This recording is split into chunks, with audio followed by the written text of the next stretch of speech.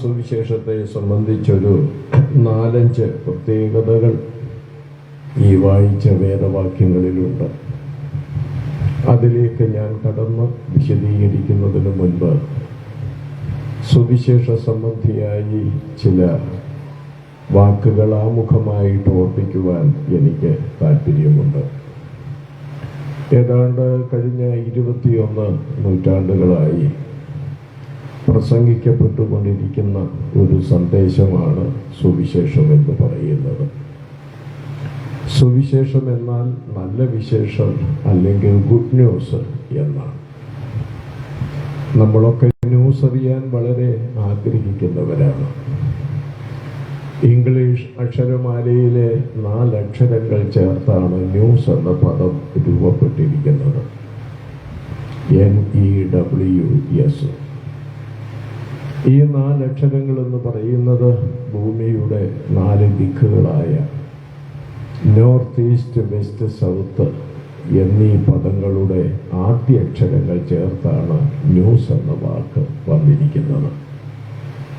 North എന്ന പദത്തിൻ്റെ ആദ്യാക്ഷരമായ എന്നും ഈസ്റ്റ് എന്ന വാക്കിൻ്റെ ആദ്യാക്ഷരമായ ഇയും വെസ്റ്റ് എന്ന വാക്കിൻ്റെ ആദ്യ അക്ഷരമായ W, സൗത്ത് എന്ന വാക്കിൻ്റെ ആദ്യാക്ഷരമായ S. അങ്ങനെ ഈ 4 അക്ഷരങ്ങൾ ചേർത്ത് ന്യൂസ് എന്ന പദം രൂപപ്പെട്ടിരിക്കുകയാണ്. മറ്റൊരു വിധത്തിൽ പറഞ്ഞാൽ നോർത്തിലെയും ഈസ്റ്റിലെയും വെസ്റ്റിലെയും സൗത്തിലെയും വാർത്തകൾ മനുഷ്യവർഗത്തെ അറിയിക്കുവാൻ ബുദ്ധിജീവികളുടെ ബുദ്ധിമൂശയിലൂടെ രൂപപ്പെട്ട ഒരു പദമാണ് ന്യൂസ് എന്ന പദം. പക്ഷേ രാവിലെ തോറും നമ്മുടെ കൈകളിലെത്തുന്ന ന്യൂസ് പേപ്പറിൽ ഗുഡ് ന്യൂസായിട്ട് ഒന്നും തന്നെ ഉണ്ടായിരിക്കുകയില്ല. മനുഷ്യ മനസ്സിനെ വേദനിപ്പിക്കുന്ന, മുറിപ്പെടുത്തുന്ന, മതിപ്പിക്കുന്ന, കേൾക്കാൻ ഇഷ്ടമില്ലാത്ത നിരവധി ബാഡ് ന്യൂസിനാൽ നിബിഡമായ ന്യൂസ് പേപ്പറുകളാണ് നമ്മുടെ കൈകളിലെത്തുന്നത്. ഒരു നല്ല ന്യൂസിന് വേണ്ടി കാതോർത്തിരിക്കുന്ന ലോകത്തിന് 21 നൂറ്റാണ്ടുകൾക്ക് മുൻപ് പലസ്തീനിന്റെ മലമടക്കുകളിൽ ആടിനെ മേയിച്ചു കഴിഞ്ഞ ആട്ടിടയന്മാർക്ക് സ്വർഗത്തിലെ ഒരു ദൂതൻ പ്രത്യക്ഷനായിക്കൊണ്ട് പറഞ്ഞതിങ്ങനെയാണ്: ഇന്ന് ദാവീദിന്റെ പട്ടണത്തിൽ ക്രിസ്തുവെന്ന രക്ഷിതാവ് നിങ്ങൾക്കായി ജനിച്ചിരിക്കുന്നു. സകല ജനത്തിനും ഉണ്ടാവാനുള്ളൊരു മഹാസന്തോഷം ഞാൻ നിങ്ങളോട് സുവിശേഷിക്കുന്നു എന്നാണ്. ഒരു നല്ല വാർത്തയ്ക്ക് വേണ്ടി മനുഷ്യ ചരിത്രത്തിൻ്റെ ഉൽപ്പത്തി മുതൽ കാതോർത്തിരുന്ന മനുഷ്യന്റെ കർണപുടങ്ങളിലേക്ക് ആഞ്ഞടിച്ച അനുഗ്രഹീതമായ സന്ദേശമാണ് നമുക്കവിടെ കേൾക്കാൻ കഴിഞ്ഞത്. നല്ല വിശേഷം, സുവിശേഷം. സുവിശേഷത്തെക്കുറിച്ച് വ്യത്യസ്തമായ ചിന്താഗതികളാണ് മനുഷ്യ മനസ്സിൽ അടിഞ്ഞുകൂടിയിരിക്കുന്നത്. സുവിശേഷം ഒരു തത്വസംഹിതയാണ് എന്ന് പഠിപ്പിക്കുന്നവരുണ്ട്. സുവിശേഷം ഒരു മതപ്രസംഗമാണ് എന്ന് ചിന്തിക്കുന്നവരുണ്ട്. അങ്ങനെയുള്ള ആളുകൾ ഞങ്ങളുടെ മൈക്ക് എൻ്റെ ശബ്ദപരിധിക്കുള്ളിൽ ശ്രമിക്കുന്നെങ്കിൽ വളരെ സ്നേഹത്തോടുകൂടെ അവരോട് ഓർപ്പിക്കാനുള്ളത്, ഇവിടെ പ്രസംഗിക്കുന്ന സുവിശേഷം ഒരു തത്വസംഹിതയല്ല. തത്വസംഹിതയുടെ നാട്ടിൽ അഥവാ യവനായ മണ്ണിൽ ഗ്രീക്കർ, അരിസ്റ്റോട്ടിൽ, സോക്രട്ടീസ്, പ്ലേറ്റോ തുടങ്ങിയിരിക്കുന്ന തത്വചിന്തകന്മാരുടെ യവനായ മണ്ണിൽ നിന്നാണ് ചില തത്വജ്ഞാനികൾ യേശുക്രിസ്തുവിനെ കാണണമെന്നുള്ള ആഗ്രഹത്തിൽ യെരുശലേമിലേക്ക് എത്തിയത്. അപ്പോൾ എന്താണ് അതിൻ്റെ അർത്ഥം? തത്വസംഹിതകളെക്കാൾ വേറിട്ട് നിൽക്കുന്ന സന്ദേശമാണ് സുവിശേഷം എന്നുള്ളതാണ്. വേറൊരു കൂട്ടർ ചിന്തിക്കുന്നത് ഇതൊരു പ്രത്യയ ശാസ്ത്രമാണ്, പ്രത്യയ ശാസ്ത്രം. സുവിശേഷം എന്ന് പറയുന്നത് ഒരു പ്രത്യയ ശാസ്ത്രമല്ല. നമുക്കറിയാം, കഴിഞ്ഞ കാലഘട്ടങ്ങളിൽ ഇവിടെ ആ പ്രത്യയ ശാസ്ത്രങ്ങളൊക്കെ ഇരുകൈയും നീട്ടി സ്വീകരിച്ച് അതിനായിട്ട് ഇൻകിലാബ് പാടിയിട്ടുള്ള പലരും കാലചക്രം തിരിഞ്ഞപ്പോൾ ആ പ്രത്യയ ശാസ്ത്രമൊക്കെ കാലത്തിന്റെ ശവപ്പറമ്പിലിട്ട് കുഴിച്ചുമൂടി. സുവിശേഷം ഇന്നും നിലനിൽക്കുകയാണ്. അപ്പോൾ സുവിശേഷം എന്ന് പറയുന്നത് ഒരു പ്രത്യയ ശാസ്ത്രമല്ല. സുവിശേഷം ഒരു മതപ്രസംഗമായി ചിന്തിക്കുന്ന ആളുകളുണ്ട്. സുവിശേഷം ഒരു മതപ്രസംഗമല്ല, ക്രിസ്തുമതത്തിന്റെ പ്രഭാഷണമല്ല. സുവിശേഷം എന്ന് പറയുന്നത് ക്രിസ്തുമതത്തിന്റെ നാലുകെട്ടിനുള്ളിൽ ഒതുക്കി നിർത്താൻ കഴിയുന്ന ഒരു സന്ദേശമല്ല സുവിശേഷം എന്നുള്ളത്. സുവിശേഷം മതത്തിനും അതീതമാണ്. ഇവിടെ പ്രസംഗിക്കുന്നത് ഒരു മതത്തെക്കുറിച്ചല്ല, ഇവിടെ പ്രസംഗിക്കുന്നത് ഒരു മതപ്രസംഗ പരമ്പരയുമല്ല. ഇവിടെ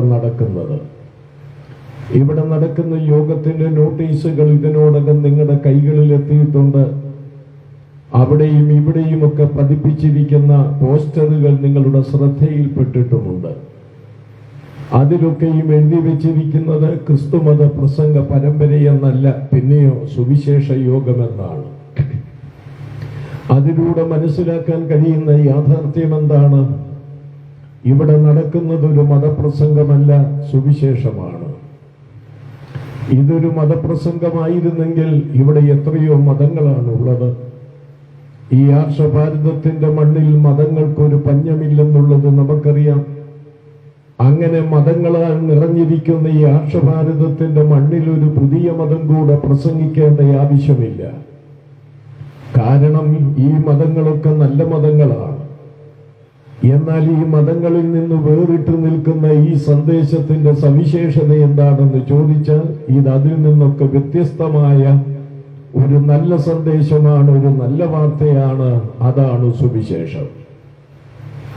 സുവിശേഷത്തെ കുറിച്ച് മറ്റൊരു കാര്യം എനിക്കിവിടെ ഓർപ്പിക്കാനുള്ളത്, ഞാൻ ഓർപ്പിച്ചതുപോലെ സുവിശേഷം 19 നൂറ്റാണ്ടുകളായി അല്ലെങ്കിൽ 21 നൂറ്റാണ്ടുകളായി ഈ മാനവ കുലത്തിന്റെ നടുവിൽ അതിന്റെ വിജയത്തിന്റെ കൊടി പറപ്പിച്ചുകൊണ്ട് നിൽക്കുകയാണ്. സുവിശേഷം പഴഞ്ചനായി പോയി, ഇനിയും അതിന്റെ ആവശ്യമില്ല എന്ന് പറയുന്ന ആളുകളുമുണ്ട്. എത്രയോ കാലങ്ങളായിട്ട് ഈ സുവിശേഷം കേൾക്കുന്നു. ഈ മേപ്രായുടെ മണ്ണിൽ വ്യത്യസ്ത ക്രൈസ്തവ സഭകൾ ക്രമീകരിക്കുന്ന യോഗങ്ങളിലൂടെ നാളുകളായി കാലങ്ങളായി ഈ സുവിശേഷം കേട്ടുകൊണ്ടിരിക്കുകയാണ്. ഇതിപ്പോൾ ഞങ്ങൾക്ക് പഴഞ്ചനായി മാറി. ഈ പഴഞ്ചനായ സുവിശേഷം ഞങ്ങൾക്ക് ആവശ്യമില്ല എന്നൊരു പക്ഷേ ചിലർ പറഞ്ഞു എന്ന് വരാം. ഞാൻ അവരോടായിട്ട് ഒരു കാര്യം ഓർപ്പിക്കാൻ ആഗ്രഹിക്കുന്നു. നാം കുടിക്കുന്ന ജലം നമ്മെ സംബന്ധിച്ച് എത്രയോ പഴക്കം ചെന്നിട്ടുണ്ട്. 60 വയസ്സുള്ള മനുഷ്യൻ ഇങ്ങനെ പറയുകയാണ്, കഴിഞ്ഞ 60 വർഷമായി ഞാൻ ഇങ്ങനെ പച്ചവെള്ളം കുടിക്കുകയാണ്. ഈ 60 വർഷം കൊണ്ട് ഇത് കുടിച്ചു ഞാൻ മടുത്തു, ഇത് പഴഞ്ചനായി, എനിക്കിത് വേണ്ട എന്ന് ആരെങ്കിലും പറഞ്ഞാൽ അവനെ പോലെ ഒരു വിവരം കെട്ടവൻ വേറെ കാണുകയില്ല. കാരണം മറ്റൊന്നും കഴിച്ചില്ലെങ്കിലും വെള്ളം കുടിക്കാതെ മനുഷ്യന് ജീവിക്കാൻ കഴിയുകയില്ല. അതുപോലെ തന്നെ നാം ശ്വസിക്കുന്ന ഈ ഓക്സിജൻ, 60 വയസ്സുള്ള മനുഷ്യൻ പറയുകയാണ്, ഞാൻ 60 വർഷമായി ഈ പ്രപഞ്ചത്തിലെ ഓക്സിജൻ ശ്വസിച്ചുകൊണ്ടിരിക്കുകയാണ്. ശ്വസിച്ച് ഞാൻ മടുത്തു, ഇത് പഴയതായി മാറി, എനിക്ക് ഈ ഓക്സിജൻ വേണ്ട എന്ന് പറഞ്ഞാലത്തെ അവസ്ഥ എന്താണ്? അതുകൊണ്ട് ഈ ഓക്സിജൻ എത്ര പഴഞ്ചനെന്ന് തോന്നിയാലും ഓക്സിജൻ ഇല്ലാതെ ജീവിക്കാൻ കഴിയുകയില്ല. അതുപോലെ സൂര്യപ്രകാശം, എത്രയോ കാലങ്ങളായി സൂര്യന്റെ പ്രകാശം നാം അനുഭവിക്കുന്നു. ഇതെനിക്ക് വേണ്ടെന്നാരെങ്കിലും പറയുമോ? കഴിഞ്ഞ 60 വർഷമായി ഞാൻ ഇത് അനുഭവിക്കുന്നു, ഇത് പഴയതായി പോയി, എനിക്കിനിയും വേണ്ട എന്നാരെങ്കിലും പറയുമോ? ഇല്ല. അങ്ങനെയെങ്കിൽ ഇന്ന് രാത്രിയിൽ എനിക്ക് ഓർപ്പിക്കാനുള്ളത്, നാളുകളായി കാലങ്ങളായി നാം അനുഭവിക്കുന്ന സൂര്യപ്രകാശം ഇതുവരെ നമുക്ക് പഴഞ്ചമായി മാറിയിട്ടില്ലെങ്കിൽ, നാം ശ്വസിക്കുന്ന ഈ ഓക്സിജൻ ദീർഘകാലമായി ശ്വസിച്ചിട്ടും അത് പഴഞ്ചനായി മാറിയിട്ടില്ലെങ്കിൽ, നാം കുടിക്കുന്ന ജലം കുടിച്ചിട്ടും കാലങ്ങളായി പഴഞ്ചനായി മാറിയിട്ടില്ലെങ്കിൽ, 21 നൂറ്റാണ്ടുകൾക്ക് മുൻപ് കാൽവറിയിലെ മലയിൽ നിന്ന് പുറപ്പെട്ട സുവിശേഷത്തിന്റെ സന്ദേശം ഇതുവരെ പഴഞ്ചനായി മാറിയിട്ടില്ല. ഇന്നും അത് നൂതനമായി തിരിക്കുന്നുവെന്ന് ഓർപ്പിക്കുവാൻ എനിക്കിവിടെ താല്പര്യമുണ്ട്. അതുകൊണ്ട് സുവിശേഷം എന്ന് പറഞ്ഞാൽ എന്താണ്? അതും കൂടി ഓർപ്പിച്ച് ഞാൻ വിഷയത്തിലേക്ക് വന്ന് വേഗത്തിൽ എന്റെ വാക്കുകൾക്ക് വിരാമം കുറിക്കാം. എന്താണ് സുവിശേഷം? സുവിശേഷം എന്ന് പറയുന്നത് എന്തല്ല എന്ന് ഞാൻ ഓർപ്പിച്ചു. ഇനിയും എന്താണ് സുവിശേഷം? അതിനൊരൊറ്റ വാക്യമേ ഉള്ളൂ. തിമോത്തിയോസിന്റെ 2-ാം ലേഖനം വിശുദ്ധ ബൈബിളിലെ ഒരു എഴുത്താണ്. തിമോത്തിയോസിന്റെ 2-ാം ലേഖനം 2-ാം അധ്യായം 8-ാം വാക്യത്തിൽ അവിടെ വായിക്കുന്നത് ഇങ്ങനെയാണ്: ദാവീദിന്റെ സന്തതിയായി ജനിച്ച് മരിച്ചിട്ട് ഉയർത്തെഴുന്നേറ്റിരിക്കുന്ന യേശുക്രിസ്തുവിനെ ഓർത്തുകൊള്ളുക, അതാകുന്നു എന്റെ സുവിശേഷം. അപ്പോൾ സുവിശേഷം എന്ന് പറയുന്നത് എന്താണെന്ന് അവിടെ വ്യക്തം. സുവിശേഷം എന്ന് പറയുന്നത് ഒരു വ്യക്തിയാണ്, അഥവാ ഗോസ്പൽ ഈസ് എ പേഴ്സൺ. സുവിശേഷം ഒരു വ്യക്തിയാകുന്നു. ആ വ്യക്തി ആരാണെന്ന് അവിടെ രേഖപ്പെടുത്തിയിട്ടുണ്ട്. യേശുക്രിസ്തുവാണ്. അപ്പോൾ യേശുക്രിസ്തു എന്ന സുവിശേഷമാണ് ഇവിടെ ഈ 2 ദിവസങ്ങളിലായി പ്രഘോഷിച്ചു കൊണ്ടിരിക്കുന്നത്. യേശുക്രിസ്തു എന്ന സുവിശേഷം. സുവിശേഷം ഒരു വ്യക്തി. ഈ ലോകത്തിലെ സകല മതങ്ങളും കർമാചാരങ്ങളിൽ കേന്ദ്രീകരിക്കപ്പെട്ടുകൊണ്ടിരിക്കുമ്പോൾ ക്രൈസ്തവ മാർഗമെന്ന് പറയുന്നത് അതിനേക്കാൾ വ്യത്യസ്തമായി സവിശേഷമായി നിലകൊള്ളുന്നതിന്റെ കാരണം അതൊരു വ്യക്തിയിൽ കേന്ദ്രീകരിച്ചിരിക്കുകയാണ്. ആ വ്യക്തിയാണ് കർത്താവായ യേശുക്രിസ്തു. അപ്പോൾ സുവിശേഷം ഒരു മതമല്ല, സുവിശേഷം ഒരു പ്രത്യയ ശാസ്ത്രമല്ല, സുവിശേഷം ഒരു തത്വസംഹിതയല്ല. സുവിശേഷം എന്ന് പറയുന്നത് ഒരു വ്യക്തി, അത് കർത്താവായ യേശുക്രിസ്തുവാണ്. ആ യേശുക്രിസ്തു എന്ന സുവിശേഷത്തിന്റെ 4-5 സവിശേഷതകൾ നാം വായിച്ച വേദഭാഗത്ത് രേഖപ്പെടുത്തിയിട്ടുണ്ട്. അതിലൊന്നാമത്തേത് 3-ാം വാക്യമാണ്. അവിടെ എഴുതിയിരിക്കുന്നു, സുവിശേഷത്തിന്റെ സത്യവചനത്തിൽ. സുവിശേഷത്തിന്റെ 1-ാമത്തെ സവിശേഷത അത് സത്യവചനമാണ്. സുവിശേഷം ഒരു മിഥ്യ എന്ന് കരുതി ചവറ്റുകൊട്ടയിലേക്ക് അനേകർ എറിഞ്ഞു കളയാറുണ്ട്. അങ്ങനെയുള്ളവർ ഈ മേപ്രായുടെ പ്രദേശത്ത് ഈ വാക്കുകളുടെ മുൻപിൽ ശ്രമിക്കുന്നെങ്കിൽ വളരെ വിനയത്തോടുകൂടെ ഞാൻ അവരെ ഓർപ്പിക്കട്ടെ. സുവിശേഷം ഒരു മിഥ്യ എന്ന് കരുതരുത്. ഇതൊരു സത്യമാണ്. ഇത് സത്യമല്ലായിരുന്നെങ്കിൽ എപ്പോഴേ കാലയവനികയ്ക്കുള്ളിലേക്ക് ഇത് മാറ്റപ്പെടുമായിരുന്നു. എന്നാൽ ഞാൻ ഓർപ്പിച്ചതുപോലെ 21 നൂറ്റാണ്ടുകളായി ഇത് നിലനിൽക്കുകയല്ലേ. യേശുക്രിസ്തു പലസ്തീനിന്റെ അതിർത്തിക്കുള്ളിൽ മാത്രം പ്രസംഗിച്ചുകൊണ്ട് നടന്ന വ്യക്തിയാണ്. എന്നാൽ ക്രിസ്തു വന്ന സുവിശേഷം ലോകത്തിന്റെ 5 വൻകരകളിൽ മത വർഗ വ്യത്യാസമില്ലാതെ എല്ലായിടത്തും പ്രസംഗിക്കപ്പെട്ടുകൊണ്ടിരിക്കുകയാണ്. കാരണം എന്താ? ഇത് സത്യവചനമായതുകൊണ്ട്. യേശുക്രിസ്തു ഒരു പുസ്തകം പോയിട്ട് ഒരു വാചകം പോലും ഈ ഭൂമിയിൽ വെച്ച് എഴുതിയിട്ടില്ല. എന്നാൽ സുവിശേഷത്തെ സംബന്ധിച്ച് 21 നൂറ്റാണ്ടുകളായി എഴുതിയിട്ടുള്ള പുസ്തകങ്ങൾക്ക്, ചെറുതും വലുതുമായ പുസ്തകങ്ങൾക്ക് ഒരു കണക്കുമില്ല. കാരണം സുവിശേഷം സത്യവചനമായതുകൊണ്ടാണ്. യേശുക്രിസ്തു ലോകത്തിൽ ഒരു പാട്ടുപാടിയില്ല, ഒരു പാട്ടെഴുതിയില്ല. എന്നാൽ 21 നൂറ്റാണ്ടുകളായി ക്രിസ്തുവിനെ കുറിച്ച് പുറത്തിറങ്ങിക്കൊണ്ടിരിക്കുന്ന ഗാനങ്ങൾക്ക് ഒരു കണക്കില്ല. കാരണം യേശുക്രിസ്തു എന്ന സുവിശേഷം അത് സത്യവചനമായതുകൊണ്ടാണ്. ക്രിസ്തുവിന്റെ ഈ സുവിശേഷം സത്യവചനമായിരിക്കാനുള്ള 3 കാരണങ്ങൾ നിങ്ങളുടെ ചിന്തയിലേക്ക് കൊണ്ടുവരുവാൻ ഞാൻ താല്പര്യപ്പെടുകയാണ്. സുവിശേഷം സത്യവചനമായിരിക്കാനുള്ള 1-ാമത്തെ കാരണം, ഇതാരംഭിച്ചത് ദൈവത്തിൽ നിന്നാണ്. ദൈവത്തിൽ നിന്ന് ആരംഭിച്ച ഒരേ ഒരു സന്ദേശമേ ഉള്ളൂ, അത് സുവിശേഷമാണ്. അതാണ് ഞാൻ അല്പം മുൻപ് ഓർപ്പിച്ചു. പലസ്തീനിന്റെ മലമടക്കുകളിൽ ആടുകളെ കാവൽ കാത്ത് കിടന്ന ഒരു പറ്റം ആട്ടിടയർക്ക് രാത്രിയിൽ സ്വർഗത്തിലെ ദൂതൻ പ്രത്യക്ഷമായി കൊണ്ട് പറഞ്ഞതെന്താണ്? സർവജനത്തിനും ഉണ്ടാവാനുള്ളൊരു മഹാസന്തോഷം ഞാൻ നിങ്ങളോട് സുവിശേഷിക്കുന്നു. ലോകത്തിൽ മനുഷ്യരോട് ആദ്യമായി സുവിശേഷം അറിയിച്ചത് പാസ്റ്റർമാരല്ല, ഉപദേശിമാരല്ല, പട്ടക്കാരല്ല, അതിനു മീതെയുള്ളവരല്ല, ഒരു മതവുമല്ല. ലോകത്തിൽ ആദ്യമായി സുവിശേഷം അറിയിച്ചത് ദൈവത്തിന്റെ നിയോഗപ്രകാരം വന്ന ദൈവത്തിന്റെ ദൂതനാണ്. സുവിശേഷം സത്യവചനമായിരിക്കാനുള്ള 1-ാമത്തെ കാരണം അതാണ്. ഇതാരംഭിച്ചത് ദൈവത്തിൽ നിന്നാണ്. അപ്പസ്തോല പ്രവൃത്തികളിൽ നാം ഇങ്ങനെ വായിക്കുന്നുണ്ട്, ദൈവത്തിൽ നിന്നുള്ളതാണെങ്കിൽ അത് നിലനിൽക്കുമെന്നാണ്. ശരിയല്ലേ? 21 നൂറ്റാണ്ടുകളായി ലോകത്തിന് മാറ്റം വന്നിട്ടില്ലേ? മനുഷ്യന് വ്യത്യാസം വന്നിട്ടില്ലേ? മനുഷ്യ സംസ്കാരത്തിന് വ്യത്യാസം വന്നിട്ടില്ലേ? മനുഷ്യന്റെ ശാസ്ത്രത്തിന് വ്യത്യാസം വന്നിട്ടില്ലേ? മനുഷ്യന്റെ കണ്ടുപിടുത്തങ്ങൾക്ക് വ്യത്യാസം വന്നിട്ടില്ലേ? ഇതുവരെ വ്യത്യാസം വരാതെ ഒരുപോലെ നിലനിൽക്കുന്ന ഒരു യാഥാർത്ഥ്യമുണ്ടെങ്കിൽ അത് സുവിശേഷം ഒന്ന് മാത്രമാണ്. കാരണം അത് യേശുക്രിസ്തു ദൈവത്തിൽ നിന്ന് പുറപ്പെട്ടതുകൊണ്ടാണ്. അതുകൊണ്ട് ദൈവത്തിൽ നിന്ന് ഉത്ഭവിച്ച ഈ സന്ദേശം സത്യവചനമാണ്. ആ ദൈവത്തെ കുറിച്ച് ബൈബിൾ എന്താ പറയുന്നത്? ഏക സത്യ ദൈവമായ നിന്നെയും. അപ്പോൾ ഏക സത്യ ദൈവത്തിൽ നിന്ന് ആരംഭിച്ച സുവിശേഷവും സത്യമാണ്. അതുകൊണ്ട് ഈ സുവിശേഷം സത്യവചനമാണ്. സുവിശേഷം സത്യവചനമായിരിക്കാനുള്ള രണ്ടാമത്തെ കാരണത്തിലേക്ക് ഞാൻ വരട്ടെ.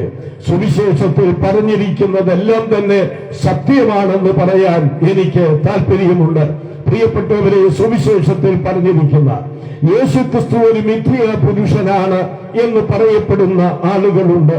എന്റെ കയ്യില് 1977 ഒരു ചെറിയ പുസ്തകം കിട്ടി. ആ പുസ്തകം എന്ന് പറയുന്നത് ശ്രീമാൻ ജോസഫ് ഇടമറുക എഴുതിയ ഒരു പുസ്തകമാണ്. അല്പം ചില പേജുകളേ ഉള്ളൂ. ഒറ്റ ഇരിപ്പിരുന്നു കൊണ്ട് ഏതാണ്ട് അരമണിക്കൂർ കൊണ്ട് വായിച്ചു തീർക്കാവുന്ന ഒരു പുസ്തകം. ആ ചെറിയ പുസ്തകം ഇന്നും എന്റെ ലൈബ്രറിയിൽ ഞാൻ സൂക്ഷിച്ചു വെച്ചിട്ടുണ്ട്. ആ പുസ്തകത്തിന്റെ തലക്കെട്ടെന്ന് പറയുന്നത് ക്രിസ്തുവും, വേറൊരാട് പേര് പറയുന്നുണ്ട്. അതെന്റെ വിഷയമല്ലാത്തത് കൊണ്ട് ഞാൻ ആ പേര് പറഞ്ഞ് ആ പേരിനെ വലുതാക്കാൻ ആഗ്രഹിക്കുന്നില്ല. ക്രിസ്തുവും ഡാഷും, ആരുമാകട്ടെ ക്രിസ്തുവും ഡാഷും ജീവിച്ചിരുന്നില്ല എന്നാണ് ആ പുസ്തകത്തിന്റെ പേര്. അപ്പോൾ ആ പുസ്തകത്തിൽ എഴുതി വെച്ചിരിക്കുന്നത് യേശുക്രിസ്തു ചരിത്ര പുരുഷനല്ല, അവിടുന്ന് മിഥ്യാ പുരുഷനാണ്, ക്രിസ്തു ചരിത്രത്തിൽ ജീവിച്ചിരുന്നില്ല എന്നൊക്കെയാണ് അദ്ദേഹം എഴുതി പിടിപ്പിച്ചിരിക്കുന്നത്. ആ പുസ്തകം വായിച്ചപ്പോൾ എനിക്കുണ്ടായ അത്ഭുതം എന്ന് പറയുന്നത്, അല്ലെങ്കിൽ തമാശ എന്ന് പറയുന്നത്, ഈ പുസ്തകം പ്രിന്റ് ചെയ്ത ഡേറ്റ്, വർഷം അതിനകത്ത് എഴുതിയിട്ടുണ്ട്. 1977 അത് പ്രിന്റ് ചെയ്യുന്നത്. 1977 അതിന്റെ പുറംതാളിൽ അച്ചടിച്ചിട്ടുണ്ട് പ്രിന്റ് ചെയ്ത ഡേറ്റ്. ജോസഫ് ഇടമറുകന് അവിടെയാണ് തെറ്റുപറ്റിയത്. യേശുക്രിസ്തു ചരിത്രത്തിൽ ജീവിച്ചില്ലെങ്കിൽ, അല്ലയോ ജോസഫ് ഇടമറുകെ, ഈ ഡേറ്റ് വെക്കാൻ താങ്കൾക്ക് എന്താണ് അധികാരം? 1977 പുസ്തകത്തിൽ പ്രിന്റ് ചെയ്തെങ്കിൽ എന്താണ് അതിന്റെ അർത്ഥം? 1977 എന്ന് പറയുന്നത് ക്രിസ്തു വർഷമല്ലേ? ക്രിസ്തു ജനിച്ചില്ലെങ്കിൽ ക്രിസ്തുവർഷം എന്തിനാണ് താൻ എടുക്കുന്നത്? അപ്പോൾ ഒരു വസ്തുത ശരിയാണ്. സത്യത്തെ ക്രൂശിക്കുവാൻ എത്ര ശ്രമിച്ചാലും സത്യത്തെ തമസ്കരിക്കുവാൻ ആർക്കും കഴിയുകയില്ല. എന്റെ സ്വതസിദ്ധമായ ഭാഷയിൽ ഞാൻ ഇങ്ങനെ പറയട്ടെ, മഷി ഉണങ്ങിയിടാത്ത പൊൻപേനുകൊണ്ടും കാളിപ്പല്ലുകൾ കൂട്ടിഞ്ഞൊരിച്ചും പദസ്വാധീനത കൊണ്ടും സത്യത്തെ ക്രൂശിക്കാൻ ശ്രമിച്ചാലും സത്യം അതിന്റെ അമ്മിക്കയറുകളെ പൊട്ടിച്ചകലത്തെറിഞ്ഞുകൊണ്ട് പുറത്തു വെളിപ്പെടുമെന്നതിന് യാതൊരു സംശയവുമില്ല. അതുകൊണ്ട് യേശുക്രിസ്തു എന്ന് പറയുന്ന ആള് ചരിത്ര പുരുഷനാണ്. അങ്ങനെ പറഞ്ഞു പോയാൽ ഒരുപാട് സമയമെടുക്കേണ്ടി വരും. എനിക്ക് നീട്ടുന്നതിൽ അധികം താല്പര്യമില്ല. എങ്കിലും പറയട്ടെ, ഫ്രഞ്ച് നാസ്തികനായ റെനാൻ, ആ മനുഷ്യനെ 18-ാം നൂറ്റാണ്ടിൽ ജീവിച്ചിരുന്ന ഒരു നാസ്തികനാണ്. അദ്ദേഹം പറഞ്ഞു നടന്നതും എഴുതിയതും ക്രിസ്തുവിനെ കുറിച്ചുള്ള കഥകളൊന്നും ശരിയല്ല എന്നാണ്. ആ സമയത്താണ് അദ്ദേഹത്തിന് പലസ്തീനിൽ ചെല്ലുവാൻ അവസരം കിട്ടിയത്. അവിടെ സുവിശേഷങ്ങളിൽ പറഞ്ഞിരിക്കുന്ന എല്ലാ സ്ഥലങ്ങളും അദ്ദേഹം സന്ദർശിച്ചു. 2 വർഷമാണ് അദ്ദേഹം എടുത്തത്. 1861 62 വർഷങ്ങളിലായിട്ട് 2 വർഷം എടുത്ത് പലസ്തീനിൽ യേശുവിന്റെ പാദസ്പർശനമേറ്റ എല്ലാ സ്ഥലങ്ങളും അദ്ദേഹം സന്ദർശിച്ചു കഴിഞ്ഞപ്പോൾ അദ്ദേഹത്തിന് മനസ്സിലായി, യേശു ചരിത്ര പുരുഷനാണ്. അദ്ദേഹം എഴുതി വെച്ചത് എന്താണെന്നറിയാമോ? പലസ്തീനിൽ ഞാൻ കണ്ടത് 5ാമത്തെ സുവിശേഷമാണ്. പ്രിയപ്പെട്ടവരെ, തുടർന്ന് അദ്ദേഹം പറഞ്ഞത് ഇങ്ങനെയാണ്: യേശുക്രിസ്തുവിനെ കൂടാതെയുള്ള ചരിത്രം അത് അപൂർണമാണ്, അഗ്രാഹ്യമാണ്. ചരിത്രത്തിന്റെ ഏടുകളിൽ നിന്ന് യേശുവിനെ അടർത്തി നീക്കിയാൽ ചരിത്രമില്ലെന്നാണ് ശരി. ഹിസ്റ്ററിയാണ്. ചരിത്രം അവന്റെ ചരിത്രമാണ്. ചരിത്രത്തിന്റെ ആണിക്കല്ലായ, ചരിത്രത്തിന്റെ നടുനായകത്വം വഹിക്കുന്ന അനുഗ്രഹീതനായ വ്യക്തിത്വമാണ് ഇവിടെ പ്രസംഗിക്കപ്പെടുന്ന കർത്താവായ യേശുക്രിസ്തു. യേശുക്രിസ്തു ചരിത്ര പുരുഷനാണ്. അങ്ങനെ ഞാൻ പറഞ്ഞു പോയാൽ ഒരുപാട് സമയമെടുക്കും. വേദപുസ്തകത്തിൽ പറയുന്ന ഹേരോദാവ്, വേദപുസ്തകം പറയുന്ന പീലാത്തോസ്, ഹേരോദാവ്, പീലാത്തോസ്, അതുപോലെ തന്നെ കയ്യാഫാവ്, ഹന്നാസ്, അങ്ങനെ തുടങ്ങുന്ന നിരവധി ആളുകളുടെ പേര് സുവിശേഷങ്ങളിൽ കാണാൻ കഴിയും. ഞാനൊരു കാര്യം ഓർപ്പിക്കട്ടെ, പീലാത്തോസ് ഒരു ചരിത്ര പുരുഷനാണെങ്കിൽ, ഹേരോദാവ് ഒരു ചരിത്ര പുരുഷനാണെങ്കിൽ, കയ്യാഫാവ് ഒരു ചരിത്ര പുരുഷനാണെങ്കിൽ, ഹന്നാസ് ഒരു ചരിത്ര പുരുഷനാണെങ്കിൽ, അവരുടെ കാലത്ത് ജീവിച്ചിരുന്ന യേശു ഒരു ചരിത്ര പുരുഷനല്ലെന്നാണോ പറയുന്നത്? അതെന്തൊരു വൈരുദ്ധ്യതയാണ്, എന്തൊരു വിരോധാഭാസമാണ്. നമുക്കറിയാം, ലോക ചരിത്രം എഴുതിയ H.G. വെൽസ് അദ്ദേഹം പറയുന്നത് ഇങ്ങനെയാണ്: ഈ യേശുക്രിസ്തു ചരിത്ര പുരുഷനാണെന്ന് തെളിയിക്കുവാൻ ആകെ തെളിവുള്ളത് 4 സുവിശേഷങ്ങളാണ്. ആ 4 സുവിശേഷങ്ങളിലൂടെ ക്രിസ്തു ചരിത്ര പുരുഷനാണെന്ന് വ്യക്തമാക്കാൻ കഴിയും എന്ന് അദ്ദേഹം പറയുകയുണ്ടായി. അങ്ങനെ മുന്നോട്ട് പോയാൽ സമയമെടുക്കുമല്ലോ. ഈ കേരളത്തിൽ ജീവിച്ചിരുന്ന ഒരു വലിയ മഹത്തായ രാഷ്ട്രീയ ആചാര്യനുണ്ടായിരുന്നു. ഞാൻ അദ്ദേഹത്തിന്റെ പേര് പറയുന്നില്ല, അദ്ദേഹം മരിച്ചുപോയി. അദ്ദേഹത്തെ എല്ലാവർക്കും സമ്മതമാണ്, ഇടതനാണ്. അദ്ദേഹം ഒരിക്കൽ യേശുക്രിസ്തുവിനെ കുറിച്ച് പറഞ്ഞതിങ്ങനെയാണ്: ക്രിസ്തുവിനെ കുറിച്ചുള്ള കഥകളിൽ ശരിയെത്രയുണ്ട്, തെറ്റെത്രയുണ്ട് എന്നെനിക്കറിഞ്ഞുകൂടാ. എന്നാൽ കഴിഞ്ഞ നൂറ്റാണ്ടുകളായി ക്രിസ്തുവിനെ അനുഗമിക്കുന്നത് പോലെ വേറെ ആരെയും ഇതുപോലെ അനുഗമിക്കുന്നില്ലെന്ന് പറഞ്ഞു. ആ മനുഷ്യനെ ഞാൻ ഈ സമയത്ത് ഓർക്കുകയാ. അദ്ദേഹം പറഞ്ഞു വെച്ചത് അങ്ങനെയാണ്. അതുകൊണ്ട് ഈ പന്തലിനകത്തും പുറത്തും വീടുകളിലും ഒക്കെയായി ഈ വാക്കുകളെ കേട്ടുകൊണ്ടിരിക്കുന്നവരിൽ ആരെങ്കിലും യേശു ഒരു മിഥ്യാ പുരുഷനെന്ന് കരുതുന്നെങ്കിൽ തെറ്റുപറ്റിയിരിക്കുകയാണ്. ഈ രാത്രി യാഥാർത്ഥ്യത്തിലേക്ക് വരണം. അവിടുന്ന് ചരിത്ര പുരുഷനാണ്. ചരിത്രത്തിൽ അവിടുന്ന് പരിലസിക്കുന്നവനാണ്. വളരെ കാലങ്ങൾക്ക് മുമ്പ്, കൃത്യമായി പറഞ്ഞാൽ 2012 പലസ്തീൻ സന്ദർശിക്കാനുള്ള ഒരു അവസരം എനിക്കവിടെ കിട്ടി. യേശുക്രിസ്തു കയറിയ മലകള്, ഇറങ്ങിയ താഴ്വരകള്, യേശു സ്നാനപ്പെട്ട യോർദാൻ നദി, യേശു പഠിപ്പിച്ച മലകള്, യേശു രൂപാന്തരപ്പെട്ട മറുരൂപമല, യേശുവിനെ ക്രൂശിച്ച ഗോൽഗോഥ മല, യേശുവിനെ നിർത്തിയടിച്ച പീലാത്തോസിന്റെ കൽത്തളം പൊളിഞ്ഞതെങ്കിലും അതവിടെ കാണാം. കൂടാതെ വണ്ണം യേശുവിന്റെ ശരീരം വെച്ച കല്ലറ, യേശു ഉയർത്തെഴുന്നേറ്റ് സ്വർഗാരോഹണം ചെയ്യാൻ പോയി നിന്ന ഒലിവുമല, ഇതൊക്കെ എനിക്കവിടെ കാണാൻ കഴിഞ്ഞു. അതുകൊണ്ട് ഈ വാക്ക് ഇങ്ങനെ പറഞ്ഞ് ഞാൻ അവസാനിപ്പിക്കുകയാണ്. നിങ്ങൾ പലസ്തീനിലേക്ക് ചെന്നാൽ യേശുക്രിസ്തു നടന്നുപോയ വഴികൾ ഇന്നും അവിടെയുണ്ട്. നിങ്ങൾ പലസ്തീനിലേക്ക് ചെന്നാൽ യേശു കയറിപ്പോയ മലകൾ ഇന്നും അവിടെയുണ്ട്. നിങ്ങൾ പലസ്തീനിലേക്ക് ചെന്നാൽ യേശു ഇറങ്ങിപ്പോയ താഴ്വരകൾ ഇന്നും അവിടെയുണ്ട്. നിങ്ങൾ പലസ്തീനിലേക്ക് ചെന്നാൽ യേശു സ്നാനമേറ്റ യോർദാൻ നദി ഇന്നും അവിടെയുണ്ട്. നിങ്ങൾ പലസ്തീനിലേക്ക് ചെന്നാൽ യേശു ജനത്തെ പഠിപ്പിച്ച മല ഇന്നും അവിടെയുണ്ട്. നിങ്ങൾ പലസ്തീനിലേക്ക് ചെന്നാൽ യേശു അക്കരെ ഇക്കരെ യാത്ര ചെയ്ത ഗലീല കടൽ ഇന്നും അവിടെയുണ്ട്. പലസ്തീനിലേക്ക് ചെന്നാൽ യേശുവിനെ കുരിശിച്ച ഗോൽഗോഥ മല ഇന്നും അവിടെയുണ്ട്. പലസ്തീനിലേക്ക് ചെന്നാൽ യേശുവിന്റെ ശരീരം അടക്കം ചെയ്ത കല്ലറ തുറക്കപ്പെട്ടതായിട്ട് ഇന്നും അവിടെയുണ്ട്. നിങ്ങൾ പലസ്തീനിലേക്ക് ചെന്നാൽ സ്വർഗത്തിലേക്ക് ആരോഹണം ചെയ്ത ആ ഒലിവ് മല ഇന്നും അവിടെയുണ്ട്.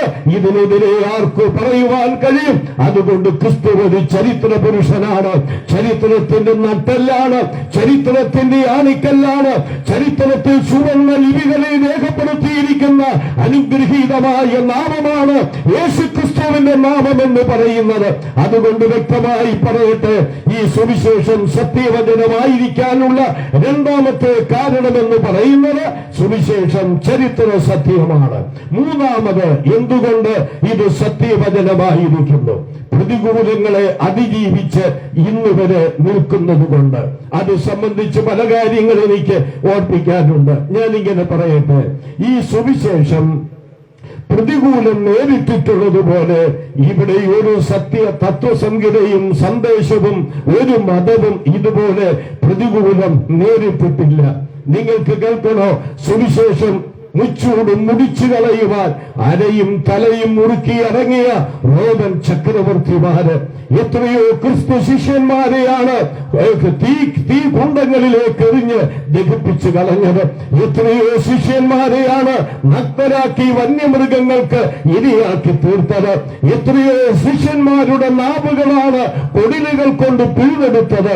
എത്രയോ ശിഷ്യന്മാരെയാണ് കുരിശിച്ച് കൊന്നത്. എത്രയോ ശിഷ്യന്മാരെയാണ് തിളച്ചുമറിയുന്ന എണ്ണയിലിട്ട് പൊള്ളിച്ചത്.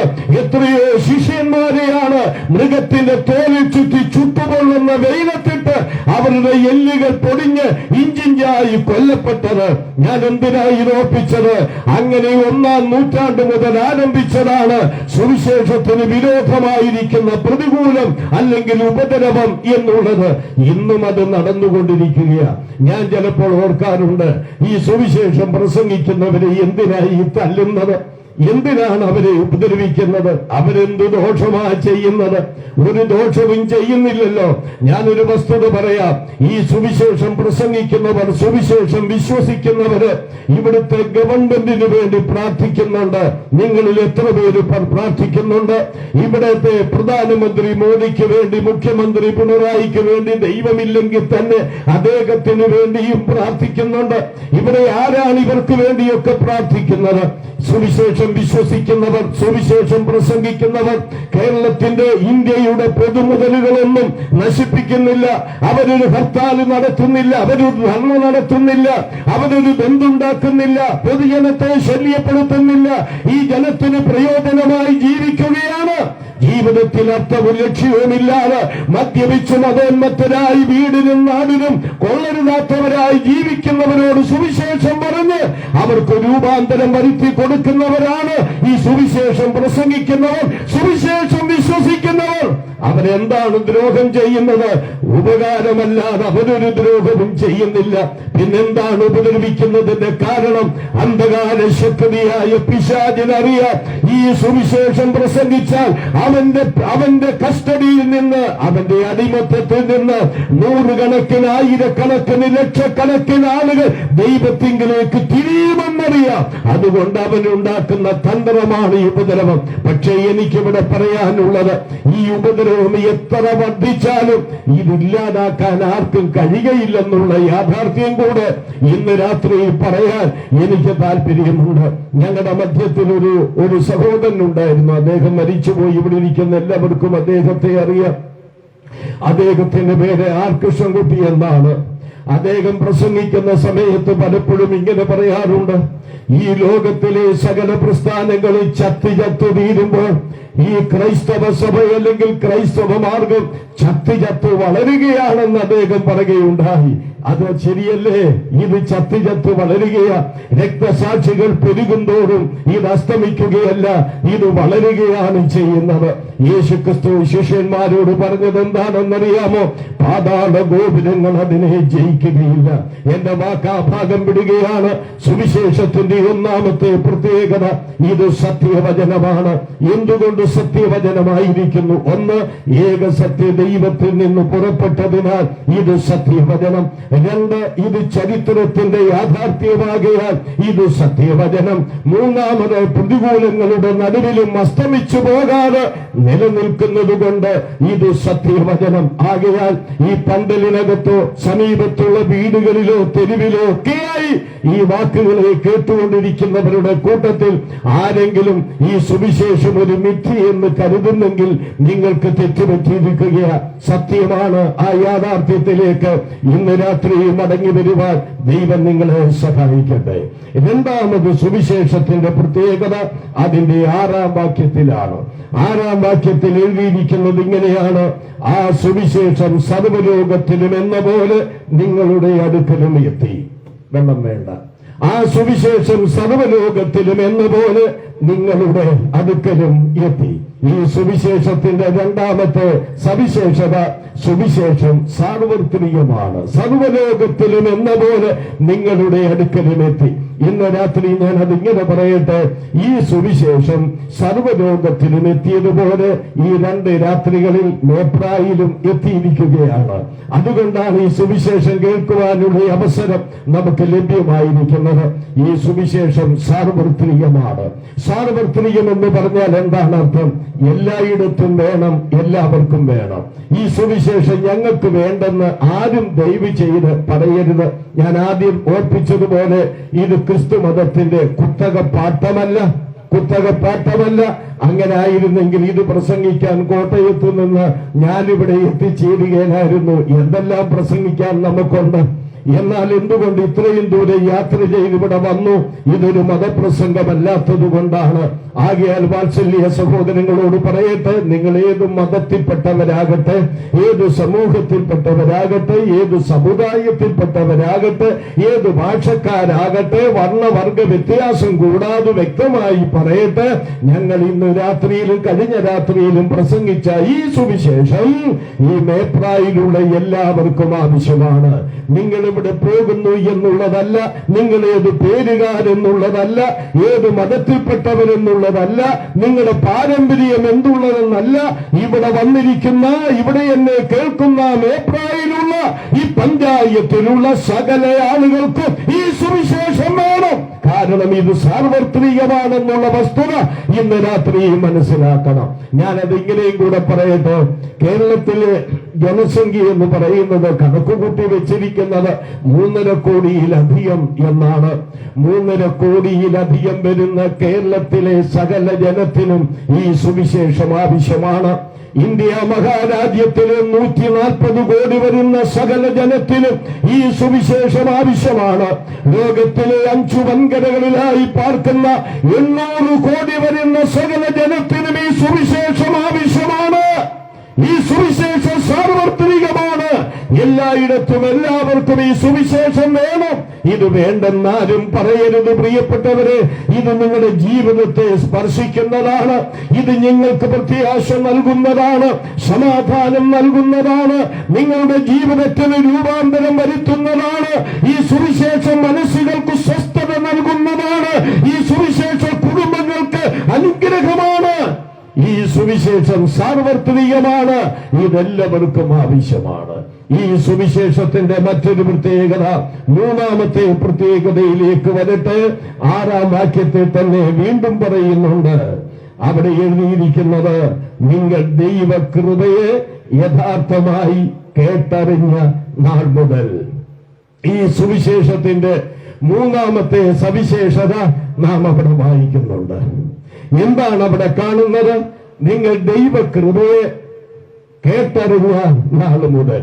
ഇവര് വാസ്തവത്തിൽ കേട്ടതെന്താണ്? സുവിശേഷമാണ് കേട്ടത്. സുവിശേഷം കേട്ട ഇവരോട് പൗലോസ് അപ്പോസ്തലൻ പറയുകയാണ്, നിങ്ങൾ കേട്ടത് ദൈവകൃപയാണ്. അപ്പോൾ സുവിശേഷം കേൾക്കുമ്പോൾ എന്താണ് കേൾക്കുന്നത്? ദൈവകൃപയാണ് കേൾക്കുന്നത്. ദൈവകൃപ സാധാരണ നാമൊക്കെ ഉപയോഗിക്കുന്ന ഒരു പദമാണ് ദൈവകൃപ എന്നുള്ളത്. എന്താണ് കൃപ അല്ലെങ്കിൽ ദൈവകൃപ എന്ന് പറഞ്ഞാൽ അതിന് വളരെ വിശാലമായ ആശയം, അർത്ഥവും ഒക്കെയുണ്ടെങ്കിലും നിങ്ങൾക്കൊക്കെ മനസ്സിലാകുന്ന വിധത്തിൽ ഞാൻ ഇങ്ങനെ പറയട്ടെ. ദൈവകൃപ എന്ന് പറഞ്ഞാൽ ദൈവത്തിന്റെ ദാനം എന്നാണ്. അപ്പോൾ സുവിശേഷം കേട്ടാൽ എന്താണ് കേൾക്കുന്നത്? ദൈവത്തിന്റെ ദാനമാണ്. ദൈവത്തിന്റെ ദാനം. നാം അനുഭവിക്കുന്നതെല്ലാം ദൈവത്തിന്റെ ദാനമാണ്. പണ്ട് കാലത്തൊക്കെ ഉണ്ടായിരുന്നു, ഇപ്പോഴങ്ങനെ കാണുന്നില്ല. നാമത്തെ ഉപയോഗിക്കുന്ന വാഹനങ്ങളുടെ പിറകിൽ പലരും എഴുതി വയ്ക്കും ഗിഫ്റ്റ് ഓഫ് ഗോഡ് എന്ന്, ദൈവത്തിന്റെ ദാനം. അപ്പോൾ ഉപയോഗിക്കുന്ന വാഹനം ദൈവത്തിന്റെ ദാനം. ഭാര്യയും ദൈവത്തിന്റെ ദാനമാണ്. സദൃശവാക്യത്തിൽ വായിക്കുന്നുണ്ട്, ബുദ്ധിയുള്ള ഭാര്യയോ യഹോവയുടെ ദാനം, ദൈവത്തിന്റെ ദാനം. പക്ഷെ ഭാര്യയുടെ പുറത്താരും എഴുതി വെക്കുകയല്ല ഗിഫ്റ്റ് ഓഫ് ഗോഡ് എന്ന്. കാറിന്റെ പുറകിലുണ്ട് ഗിഫ്റ്റ് ഓഫ് ഗോഡ്. അങ്ങനെ മിക്കടത്തും അത് എഴുതിയിട്ടുണ്ട്. ദൈവത്തിന്റെ ദാനമല്ലാത്തത് എന്താ നമ്മൾ അനുഭവിക്കുന്നത്? മേപ്രായിലുള്ളവര് മനസ്സിലാക്കണം. ദാ ഇരിക്കുന്ന ഇരിപ്പിൽ 1 മിനിറ്റിൽ എത്ര പ്രാവശ്യമാണ് നിങ്ങൾ ശ്വസിച്ചു വിടുന്നത്? ഇവിടുത്തെ തിരുവല്ല മെഡിക്കൽ മിഷനിലോ പുഷ്പഗിരിയിലോ ബിലീവേഴ്സിലോ ഒരു ഓക്സിജന്റെ ആവശ്യം വന്നു കഴിഞ്ഞാൽ ഒരാഴ്ചയോ 2 ആഴ്ചയോ 3 ആഴ്ചയോ 2 മാസമോ 4 മാസമോ 5 മാസമോ അവിടെ കിടന്ന് വെന്റിലേറ്ററെ കിടന്നാൽ ഉള്ള 10 സെന്റ് സ്ഥലം എഴുതി കൊടുത്താലും ബില്ലടയ്ക്കാനുള്ള കാശ് തികയത്തില്ല. ഓക്സിജൻ അതുപോലെ വിലയാ. എന്നാൽ പ്രപഞ്ചത്തിന്റെ അധിപതിയായ സ്വർഗസ്ഥനായ ദൈവം ഞാനും നിങ്ങളും ഒരു മിനിറ്റിൽ എത്ര പ്രാവശ്യമാണ് ശ്വസിച്ചുകൊണ്ടിരിക്കുന്നത്? എന്തെങ്കിലും കൊടുക്കുന്നുണ്ടോ? 10 പൈസ കൊടുക്കുന്നുണ്ടോ? മനസ്സിലാക്കണം, ഇത് ദൈവത്തിന്റെ ദാനമാണ്. മൂക്കിലേക്ക് വലിച്ചു കയറ്റുന്ന ഈ ഓക്സിജൻ കാർബൺ ഡൈ ഓക്സൈഡായി പുറത്തു വിട്ടിട്ട് വീണ്ടും ഓക്സിജൻ ഇങ്ങനെ വലിച്ചുകൊണ്ടിരിക്കുക. ഒരു പൈസ കൊടുക്കണ്ട സുഹൃത്ത്. അതുകൊണ്ട് ഈ ഓക്സിജൻ ദൈവത്തിന്റെ ദാനം. നാം ഇന്ന് രാത്രി അനുഭവിക്കുന്ന ശരീരത്തിന്റെ ആരോഗ്യമുണ്ടല്ലോ, അത് ദൈവത്തിന്റെ ദാനമാണ്. നിപ്പ വൈറസ് അല്ലെ, നിപ്പ പോയതൊക്കെ ഇപ്പൊ മടങ്ങി വന്നുകൊണ്ടിരിക്കുക. നിപ്പ, കോളറ, ഇനി ഡെങ്കി ഇപ്പൊ വർദ്ധിച്ചുകൊണ്ടിരിക്കുക. ഇതെല്ലാം ഇങ്ങനെ മനുഷ്യരുടെ ഇടയിൽ അതിന്റെ തേർവാഴ്ച നടത്തിക്കൊണ്ടിരിക്കുക. എങ്കിൽ എന്നെയും നിങ്ങളെയും ആരോഗ്യത്തോടുകൂടെ നിർത്തിയിട്ടില്ലേ ഇവിടെ? കോവിഡിന്റെ ആ താണ്ഡവ നൃത്തത്തിൽ മേപ്രായിൽ തന്നെ എത്രയോ ആളുകൾ മരിച്ചു. അവരെ അടക്കം ചെയ്യാൻ അടുത്തിയെല്ലാം കഴിയാത്ത ഒരവസ്ഥയുണ്ടായില്ലേ? ഒരു അന്ത്യ ചുംബനം കൊടുക്കാൻ കഴിയാതെ JCB കൊണ്ട് കുഴിയെടുത്തിട്ട് JCB കൊണ്ട് തന്നെ തട്ടിയിട്ട് അത് കുടിച്ചിട്ട് എത്രയോ സംഭവങ്ങൾ നമ്മുടെ ഈ പഞ്ചായത്തുകളിൽ ഉണ്ടായിട്ടുണ്ട്. സുഹൃത്തെ, ഞാൻ ചോദിക്കട്ടെ, നീ എന്തുകൊണ്ട് ആരോഗ്യത്തോടുകൂടെ ഇരിക്കുന്നു? അവനേക്കാൾ നീ യോഗ്യനായിട്ടാണോ? അല്ല, ദൈവം നിന്നോട് കരുണ കാണിക്കുന്നുവെന്നല്ല, അതൊന്നും പറയാനില്ല. അതുകൊണ്ട് നിന്റെ ആരോഗ്യം ദൈവത്തിന്റെ ദാനമാണ്. അങ്ങനെ മനുഷ്യന്റേതെല്ലാം ദൈവത്തിന്റെ ദാനമാ. ദൈവത്തിന്റെ ദാനമല്ലാത്തതൊന്നും മനുഷ്യൻ അനുഭവിക്കുന്നില്ലെന്നുള്ള ആ തിരിച്ചറിവിന് രാത്രിയിലുണ്ടായ നാം നമ്മെ തന്നെ താഴ്ത്തുകയും ദൈവത്തെ ഭയപ്പെടുകയും ചെയ്യുമെന്നതിന് സംശയം വേണ്ട. കർത്താവ് സഹായിക്കട്ടെ. എങ്കിൽ ഈ ദാനങ്ങളൊക്കെ ഉണ്ടല്ലോ, ലോകത്തിൽ ജീവിക്കാനുള്ള ദാനങ്ങളാ. എന്നാൽ പരലോകം എന്ന് പറയുന്ന ഒരു സ്ഥലമുണ്ട് കേട്ടോ, സ്വർഗമുണ്ട്. സ്വർഗം ചിലർക്കൊക്കെ ഇത് കേൾക്കുന്നത് വളരെ അലർജിയാണ്. സ്വർഗമുണ്ടോ നരകമുണ്ടോ എന്നൊക്കെയാ ചോദിക്കുന്നത്. ഇത് രണ്ടും ഇല്ലെന്നൊക്കെയാ പറയുന്നത്. ഞാൻ എന്റെ ഒറിജിനൽ സ്ഥലം പറഞ്ഞാൽ നിങ്ങൾക്ക് എന്നോട് കുറെ കൂടെ ഇഷ്ടം തോന്നും. നിങ്ങളുടെ സമീപത്ത് തലവടിക്കാരനാണ് ഞാൻ. 19-ാം വയസ്സ് വരെ ജനിച്ചു വളർത്തപ്പെട്ടത് അവിടെയാണ്. ആ 19 വയസ്സ് വരെ തലവടി ഗ്രാമത്തിൽ ആനപ്രമ്പാൽ പഞ്ചായത്തിൽ ജീവിച്ച ഒരു മനുഷ്യനാണ് ഞാൻ. നിങ്ങളുടെയൊക്കെ സമീപവാസിയായിട്ടൊക്കെ കഴിഞ്ഞുകൂടിയ വ്യക്തിയാ. ഞാൻ എന്തിനാ ഇത് ഓർപ്പിച്ചെന്ന് ചോദിച്ചാൽ, നമുക്ക് ഒരു പരലോകമുണ്ട്, ഒരു സ്വർഗമുണ്ട്.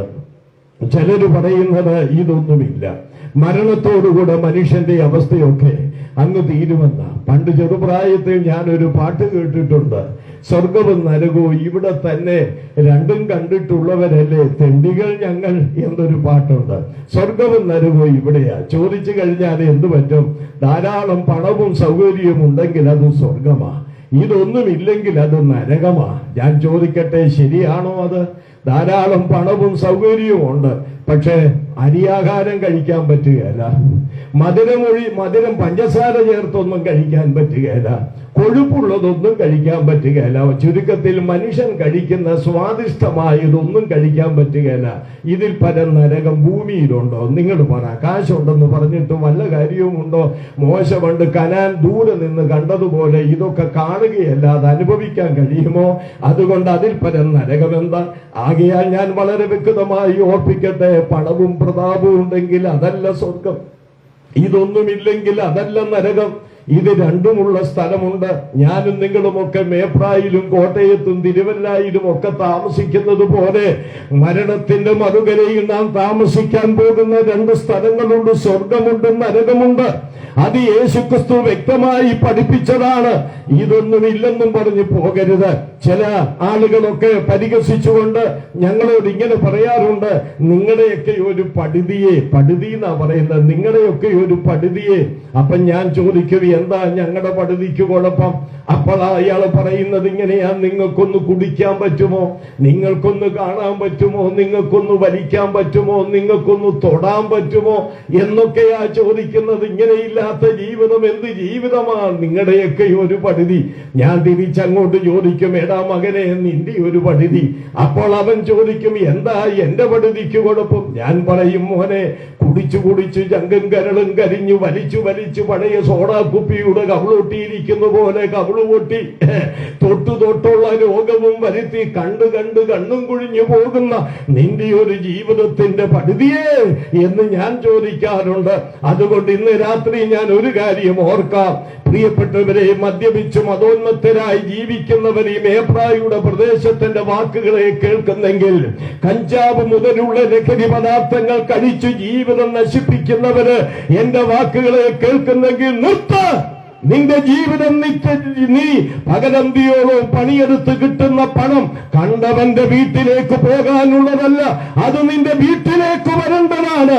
ഇത് നിന്റെ ജീവിതത്തിന് വ്യത്യാസം വരുത്തുന്ന സന്ദേശമായി ഇന്ന് രാത്രിയിൽ ഇരിക്കട്ടെ. അതുകൊണ്ട് വ്യക്തമായി പറയുന്നു, മരണത്തിന്റെ മറുകരയിൽ ഒരു ജീവിതമുണ്ട്, ഒരു സ്വർഗമുണ്ട്, ഒരു നരകമുണ്ട്. അതുകൊണ്ട് അവിടെ ജീവിക്കണമെങ്കിൽ വേറെ ദാനം ദൈവം തരണം. ഞാൻ ഈ പറഞ്ഞ ദാനങ്ങളൊക്കെ ലോകത്തിൽ ജീവിക്കാൻ മാത്രം ദൈവം നൽകുന്നതാ. പക്ഷേ മരണത്തിന് ശേഷം സ്വർഗത്തിൽ ദൈവത്തോടുകൂടെ ജീവിക്കാനും ഒരു ദാനമുണ്ട്. ആ ദാനം ദൈവത്തിങ്കിൽ നിന്ന് കിട്ടണം. ആ ദാനത്തെ നോക്കിയിട്ടാണ് പൗലോസ് ഇങ്ങനെ പറഞ്ഞത്, പറഞ്ഞു തീരാത്ത ദാനം നിമിത്തം ദൈവത്തിന് സ്തോത്രം ചെയ്യുന്നു എന്ന്. എന്താണ് ആ ദാനം?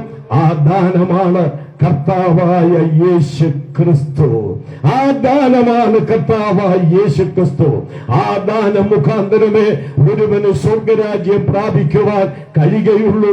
അവിടുന്ന് പറഞ്ഞ ആ പ്രഖ്യാപനം നിങ്ങൾക്കറിയാമോ? ഞാൻ തന്നെ വഴിയും സത്യവും ജീവനുമാകുന്നു, ഞാൻ മുഖാന്തരമല്ലാതെ ആരും സ്വർഗത്തിലെത്തുന്നില്ല. ബൈബിള് വീണ്ടും പറയുന്നു, മറ്റൊരുത്തനിൽ രക്ഷയില്ല, രക്ഷിക്കപ്പെടുവാൻ ആകാശത്തിന്റെ കീഴിൽ മനുഷ്യരുടെ ഇടയിൽ നൽകപ്പെട്ട യേശു ക്രിസ്തുവിന്റെ നാമമല്ലാതെ വേറെ ഒരു നാമമില്ല. അതാണ് ദൈവത്തിന്റെ ദാനം. ആ ദാനം ഇന്ന് രാത്രിയിൽ ആര് സ്വീകരിക്കും? നിനക്ക് സ്വർഗം പ്രാപിക്കാൻ പ്രവൃത്തി വേണ്ട, പ്രവൃത്തി വേണ്ട. ഇന്ന് രാത്രി നിങ്ങൾക്ക് മനസ്സിലാകുന്ന ഭാഷയിൽ ഞാൻ പറയാം. സ്വർഗത്തിൽ പോകാൻ നീ അരമയിൽ നടക്കണ്ട, അര പൈസ മുടക്കണ്ട, ഒരു കർമ്മവും നീ ചെയ്യണ്ട. 21 നൂറ്റാണ്ടുകൾക്ക് മുമ്പ് ദൈവത്തിന്റെ ദാനമായ ക്രിസ്തു ഈ മണ്ണിലേക്ക് ഇറങ്ങി വന്ന് നമ്മുടെ പാപത്തെ പാപമറിയാത്ത തന്റെ ശരീരത്തിൽ ചുമന്നുകൊണ്ട് കുരിശിന്മേൽ 3 ആണികളിൽ തൂങ്ങി അവിടുന്ന് മരിച്ച് അടക്കപ്പെട്ട് 3-ാം ദിവസം ഉയർത്തെഴുന്നേറ്റ് ജീവിക്കുന്നു. ഈ യേശു ക്രിസ്തുവിനെ വിശ്വസിക്കുന്നവർക്ക് ഇന്ന് രക്ഷയുണ്ട്, പാപമോചനമുണ്ട്, സ്വർഗമുണ്ട്. അതാണ് സുവിശേഷം പ്രസംഗിക്കുന്നത്. ദൈവകൃപയെ കുറിച്ച്, ദൈവത്തിന്റെ ദാനത്തെ കുറിച്ച്. ഈ സുവിശേഷത്തിന്റെ അടുത്ത പ്രത്യേകത വീണ്ടും 6-ാം വാക്യത്തിലുണ്ട്. ഒരു ദൈവദാസനെ ഇവിടെ വായിപ്പിക്കാൻ ഇരുത്തിയിട്ടുണ്ട്. എനിക്ക് അങ്ങനെ വായിപ്പിക്കുന്ന സ്വഭാവം ഇല്ലാത്തത് കൊണ്ട് അദ്ദേഹത്തെ ഇരുത്തിയതല്ലേ, അദ്ദേഹത്തിനും ഇരുത്തിയവർക്കും ഒരു സംതൃപ്തി വരട്ടെന്ന് കരുതി ആദ്യത്തെ ഭാഗം വായിപ്പിച്ചെന്നേ ഉള്ളൂ. ബാക്കിയൊക്കെ ഞാൻ ഇങ്ങനെ പറഞ്ഞു പോവുകയാണ്. ഇനി സുവിശേഷത്തിന്റെ സവിശേഷത അടുത്തത് 6-ാം വാക്യത്തിന്റെ ഒടുവിൽ തന്നെ പറയുന്നു, കേട്ടോളുക. സർവ്വലോകത്തിലും ഫലം കായ്ച്ചും വർദ്ധിച്ചും വരുന്നു. സുവിശേഷത്തിന്റെ അടുത്ത സവിശേഷത എന്താണ്? ഇത് ഫലം കായ്ക്കുന്നതാണ്. ഞങ്ങൾ ഈ പ്രസംഗിക്കുന്ന സ്ഥലങ്ങളിലെല്ലാം മനുഷ്യൻ ചോദിക്കാറുണ്ട്, ഇതുകൊണ്ട് വല്ല ഫലവും ഉണ്ടോ? പണ്ടൊക്കെ ആണെങ്കിൽ ഹിന്ദിയും മലയാളവും കൂടെ ചേർത്താണ് ചോദിക്കുന്നത്. ക്യാ ഫലം എന്നാണ് ചോദിക്കുന്നത്. ഇത് പ്രസംഗിക്കുന്നത് കൊണ്ട് ക്യാ ഫലം, ഫലമുണ്ടിത്. ഫലമില്ലായിരുന്നെങ്കിൽ ഇത് പ്രസംഗിക്കുകയല്ല. എന്റെ ബോസ് നല്ല പേട്ട മഠത്തിലങ്ങ് മാറി അവിടെ ഇരിപ്പുണ്ട്, അദ്ദേഹവും പാടി. ഈ ബോസിനെ ഞാൻ ദൈവവചനം പഠിപ്പിച്ചയാളാ ബൈബിൾ സ്കൂളില്. പാടുന്നതൊക്കെ കണ്ടപ്പോൾ എനിക്കങ്ങ് വലിയ സന്തോഷമായി. ഇതും ഞങ്ങളുടെ ആളായി ഇരിക്കുന്നത്, ഞങ്ങളുടെ അവിടുത്തെ മെയിൻ ആളാ. എല്ലാ കാര്യങ്ങളും നോക്കി നടത്തിക്കൊണ്ടിരുന്ന ഒരു ദൈവദാസനാണ്. ഇപ്പൊ അദ്ദേഹത്തിന് ശുശ്രൂഷ കൂടുതലിപ്പോ അദ്ദേഹം അതങ്ങ് വിട്ടെന്നേ ഉള്ളൂ. അപ്പൊ ഞാൻ പറഞ്ഞത്, ഇവരൊക്കെ വന്ന് പാടുന്നു ഒക്കെ ചെയ്യുന്നു. ഈ CP ജോർജ് എന്ന് പറഞ്ഞ ആള് അടുത്ത ആളൊന്നുമല്ല, അങ്ങ് പോത്താനിക്കാട്, ഭൂമിശാസ്ത്രത്തിലുള്ള ഒരു സ്ഥലമാണത്, പോത്താനിക്കാട്. അവിടുന്നാണ് അദ്ദേഹം വന്നിരിക്കുന്നത്. പിന്നെ അതാ ഇവിടെ എല്ലാം വിളിച്ചു പറഞ്ഞ ആള് നന്നായിട്ട് പറഞ്ഞു. അദ്ദേഹം അങ്ങ് രാജകുമാരിക്കാരനാണ്. രാജകുമാരി എന്ന് പറഞ്ഞാല് ആളല്ല, സ്ഥലമാണ്. അവിടുന്ന് വന്നയാളാണ്. ഇപ്പൊ ഇദ്ദേഹം തിരുവല്ലായിലാണ്. പിന്നെ അടുത്തത് മോസസ് അലി. അദ്ദേഹം എൻ്റെ ആദ്യകാല സുഹൃത്താണ്. കോലഞ്ചേരി മുതൽ അദ്ദേഹവുമായിട്ട് നല്ല ബന്ധമാണ്. അങ്ങനെ അനേക സ്ഥലങ്ങളിൽ നിന്ന് ആളുകൾ വന്നിട്ടുണ്ട്. ഞാനൊരു വസ്തുത പറയട്ടെ, ഞങ്ങളൊക്കെ ഇവിടെ വന്നത് ഇത് ഫലമുണ്ടായത് കൊണ്ടാണ് വന്നത്. നിങ്ങൾക്കൊരു കാര്യം ഞാൻ പറയാം. ഞാൻ പറഞ്ഞല്ലോ, തലവടി പഞ്ചായത്തിലാണ്, അല്ലെങ്കിൽ ആനപ്പുറമ്പാൽ, തലവടി പഞ്ചായത്തിൽ ആനപ്പുറമ്പാൽ തെക്ക് കുന്തിരിക്കൽ എന്ന് പറയുന്ന ഒരു സ്ഥലമുണ്ട്. അത് നിങ്ങളുടെ മനസ്സിലേക്ക് വരുന്നുണ്ട്. ആ സ്ഥലം കുന്തിരിക്കലാണ് ജനിച്ചു വളർത്തപ്പെട്ടത്. കുന്തിരിക്കൽ പമ്പയാറിനോടൊക്കെ അടുത്ത് ആ ബോട്ടിയെട്ടിയുടെ സമീപത്തൊക്കെ നടന്ന് ഞങ്ങളുടെ വീട്ടുപേരെന്ന് പറഞ്ഞ് കന്നിമേൽക്കോണം എന്നാണ് ഒറിജിനൽ പേര്. പിന്നെ ഓരോ സ്ഥലത്തും മാറിയപ്പോൾ അതാതിന്റെ സ്ഥലത്തെ പേരിട്ടു. കുടുംബ പേര് കന്നിമേൽക്കോണം എന്നാണ്. അപ്പോൾ ഈ ചാണ്ടപ്പിള്ള എന്നാണ് എൻ്റെ പേര്. ചിലർ എന്നോട് ചോദിക്കും മാർഗവാസിയാണോ എന്ന്. ഞാൻ പറയും മാർഗവാസിയ. എന്താ ഈ മാർഗവാസി എന്ന് പറഞ്ഞാൽ? മാർഗത്തിൽ വസിക്കുന്നവനാ. ഞാൻ അങ്ങനെ മാർഗത്തിൽ വസിക്കുന്നവനാ, മാർഗവാസിയ. ഇനി അല്ലാതെ പറഞ്ഞാൽ ഞങ്ങളൊക്കെ നല്ല പേരുകാരാ. എന്റെ വല്യപ്പന്റെ പേര് ചാണ്ടപ്പിള്ള. ചാണ്ടപ്പിള്ള അടുത്തയാള് ചാണ്ടപ്പിള്ള ഇട്ടിയവര, അടുത്തയാള് ചാണ്ടപ്പിള്ള, പിന്നെ ചാണ്ടപ്പിള്ള യാക്കോ ചാണ്ടപ്പിള്ള. അങ്ങനെ ചാണ്ടപ്പിള്ളയുടെ ഒരു വലിയ ഒഴുക്ക്. ചാണ്ടപ്പിള്ള കുടുംബമാണ്. ഇത് രാജാക്കന്മാര് തന്നതാണ് കുടുംബ പേരെന്നൊക്കെയാ പറയുന്നത്. ആര് കണ്ടു, എവിടെ കണ്ടു? അങ്ങനെ ഞാനും ഒന്ന് വിശ്വസിച്ചു പോവുക. ഞാൻ പറഞ്ഞ സാരം അങ്ങനെയാ. കുന്തിരിക്കൽ CSI പള്ളിയുടെ ഇടവകാംഗങ്ങളിൽ ഒരു കുടുംബമായിരുന്നു ഞങ്ങളുടെ കുടുംബം. അങ്ങനെ ഇരിക്കെ എൻ്റെ 19-ാം വയസ്സിൽ, വേഗത്തിൽ പറയാം, ഒരു ദൈവദാസൻ ഞങ്ങളുടെ വീട്ടിൽ വന്നിട്ട് പറഞ്ഞു, ഞങ്ങളുടെ സഭയുടെ ഒരു വീടിന്റെ മുറ്റത്ത് ഒരു യോഗമുണ്ടെന്ന് പറഞ്ഞു. അറിയാവുന്നവർക്ക് വേണ്ടി ഞാൻ പറയുകയാണ്. ഇന്ന് വെട്ടുതോട് പാലത്തിന്റെ അക്കരെ ഇക്കരെ ആറിന്റെ അവിടെ പാലമായി പണ്ട് കടത്തായിരുന്നു. ആ കടത്ത് കടന്ന് അങ്ങോട്ട് ചെന്നാൽ കാണുന്ന ആദ്യത്തെ വീട്ടിലായിരുന്നു അന്നത്തെ യോഗം. ഇന്ന് ആ വീട്ടുകാരൊക്കെ അവിടെ ഉണ്ടോ എന്ന് എനിക്ക് അറിഞ്ഞുകൂടാ. കാര്യം അന്ന് എനിക്ക് 19 വയസ്സ്. ഇന്നത്തെ വയസ്സ് എങ്ങനെയാ പറയുന്നതെങ്കിൽ സ്നേഹം ഉണ്ടോളൂ പറയാ. 71 വയസ്സായി. അപ്പൊ ഒന്ന് കണക്കൂട്ടി എത്ര വർഷം നിങ്ങൾക്ക് തോന്നുന്നില്ല 71 ഉണ്ടെന്ന്. അത് മനസ്സിന്റെ ഗുണം കൊണ്ടാ. പോട്ടെ. അപ്പോൾ അങ്ങനെ 19-ാമത്തെ വയസ്സിൽ ഈ ദൈവദാസൻ വീട്ടിൽ വന്ന് യോഗത്തിലായിട്ട് എന്നെ വിളിച്ചു. ഞാൻ അദ്ദേഹത്തിന്റെ കൂടെ ചെന്ന് പറയട്ടെ, നല്ല വെളിച്ചം, ട്യൂബൊക്കെ കത്തി നിൽക്കുക. ഇതുപോലെ കസേരയൊന്നുമില്ല. പഴയ ആളുകൾക്കറിയാം, അന്നത്തെ പന്തലെന്ന് പറയുന്നത് ഓലക്കീറും മെടഞ്ഞുണ്ടാക്കുന്ന പന്തല. ഇരിക്കുന്നതും ഓലക്കീറിട്ട് കൊടുത്താൽ ഇരിക്കുന്നത്. ഇന്ന് കസേര ഇട്ട് കൊടുത്താൽ ഇരിക്കാൻ ആളില്ല. അന്ന് ഓലക്കീറ് മെടഞ്ഞിട്ട് കൊടുത്തിട്ട് ധാരാളം ആളുകൾ അന്ന് വന്നിരിക്കുമായിരുന്നു. ആ വെളിച്ചം കണ്ടപ്പോൾ ഞാൻ അദ്ദേഹത്തോട് പറഞ്ഞു, ഞാൻ അകത്തോട്ട് കയറുന്നില്ല, പുറത്ത് എവിടെയെങ്കിലും ഇരുന്നോളാം. അദ്ദേഹം വിചാരിച്ചു എവിടെങ്കിലും ഇരുന്ന് ഇവൻ ഈ വചനം കേൾക്കട്ടെ. അങ്ങനെ ഞാൻ അതിന്റെ സമീപത്തുള്ള ഒരു കരിങ്കൽ കൂനയിൽ കയറിയിരുന്നു. അന്ന് രാത്രി ശക്തമായി ദൈവത്തിന്റെ വചനം പ്രസംഗിച്ചു. നീ ഒരു ക്രൈസ്തവനാന്ന് പറഞ്ഞിട്ട് കാര്യമില്ല, മാമോദീസ ഏറ്റെന്ന് പറഞ്ഞിട്ട് കാര്യമില്ല, പള്ളിയിൽ പോകുന്നുവെന്ന് പറഞ്ഞിട്ട് കാര്യമില്ല. നീ യേശുക്രിസ്തുവിനെ സ്വന്തം രക്ഷകനും കർത്താവുമായി സ്വീകരിച്ച് രക്ഷിക്കപ്പെടണമെന്ന് അന്ന് അദ്ദേഹം പ്രസംഗിച്ചു. അതൊരു അസ്ത്രം കണക്കെ എന്റെ ഹൃദയത്തിലേക്ക് വന്ന് അനുവദിച്ചു. വാതിന്റെ ഒടുവിലേക്ക് വന്നപ്പോൾ അദ്ദേഹം ഒരാൾക്കാൾ കൊടുത്തു, ഒരു ആഹ്വാനം കൊടുത്തു. ഈ ക്രിസ്തുവിനെ ഇന്ന് രാത്രിയിൽ ഹൃദയത്തിലേക്ക് അംഗീകരിപ്പാൻ എത്ര പേർക്ക് മനസ്സുണ്ട് എന്ന് പറഞ്ഞു. പലരും എഴുന്നേറ്റ് നിന്ന് കർത്താവിനെ സ്വീകരിക്കുന്നത് കണ്ടു. എന്റെ 2 കണ്ണുകളും നിറഞ്ഞൊഴുകുന്നുണ്ട്. ഇന്നെന്ന വെള്ളം ഓർക്കുന്നു. 19 വയസ്സുകാരനായി ഞാൻ ആ ഇരുളിൽ നിന്ന്, കരിങ്കൽ കൂനയിൽ നിന്ന് എഴുന്നേറ്റിട്ട് പന്തലിലേക്ക് ചെന്നു. ഏങ്ങലടിച്ചുകൊണ്ട് ഞാൻ ഉറക്കെ, അന്ന് മൈക്കിന്റെ ശബ്ദത്തിലൊന്നുമല്ല, ആ അകത്തേക്ക് കയറി നിന്നുകൊണ്ട് ഉറക്കെ ഞാൻ പറഞ്ഞത് ഇങ്ങനെയാണ്: യേശുക്രിസ്തു എനിക്ക് വേണ്ടി മരിച്ചുവെന്ന് ഞാൻ വിശ്വസിക്കുന്നു. ഞാൻ യേശുക്രിസ്തുവിനെ എന്റെ സ്വന്തം രക്ഷകനും കർത്താവുമായി ഹൃദയത്തിലേക്ക് സ്വീകരിക്കുന്നുവെന്ന്. അന്ന് ഞാൻ രക്ഷിക്കപ്പെട്ടു. അന്ന് ഞാൻ ദൈവവൈതനായി. അന്ന് എന്റെ പാപങ്ങൾക്ക് മോചനം വന്നു. ഹല്ലേലൂയ! അന്ന് എന്റെ ജീവിതത്തിന് വ്യത്യാസം വന്നു. അതുകൊണ്ട് പ്രിയപ്പെട്ടവരെ, സുവിശേഷം ഫലം കായ്ക്കുന്നതാണ്. ഞാനൊന്ന് ചോദിക്കട്ടെ, ഇവിടെ എത്രയോ രാഷ്ട്രീയ പ്രസംഗം കേൾക്കുന്നുണ്ട്. ആരുടെയെങ്കിലും ജീവിതത്തിൽ മാറ്റം വന്നിട്ടുണ്ടോ? ഒരാൾ ഇപ്പോൾ ഇങ്ങനെ പറയുകയാണ്, ഇവിടെ ആ പന്യന്റെ വീണ്ടരം വന്ന് പ്രസംഗിച്ചു, എന്റെ മദ്യപാനവും നിർത്തി, ഭാര്യയെ തല്ലുന്നതും നിർത്തി, എനിക്ക് മാനസാന്തരം എന്നൊന്ന് ആരെങ്കിലും പറയുമോ? രമേശ് ചെന്നിത്തല ഇവിടെ വന്ന് പ്രസംഗിച്ചു. അദ്ദേഹത്തിന്റെ പ്രസംഗം കേട്ടപ്പോൾ എന്റെ മദ്യപാനവും എല്ലാം നിർത്തി ഞാൻ മാനസാന്തരപ്പെട്ടെന്ന് ആരേലും പറയുമോ? പറയുകയില്ല. ഈ ലോകത്തിൽ ഞാനൊരു വസ്തുത പറയാം.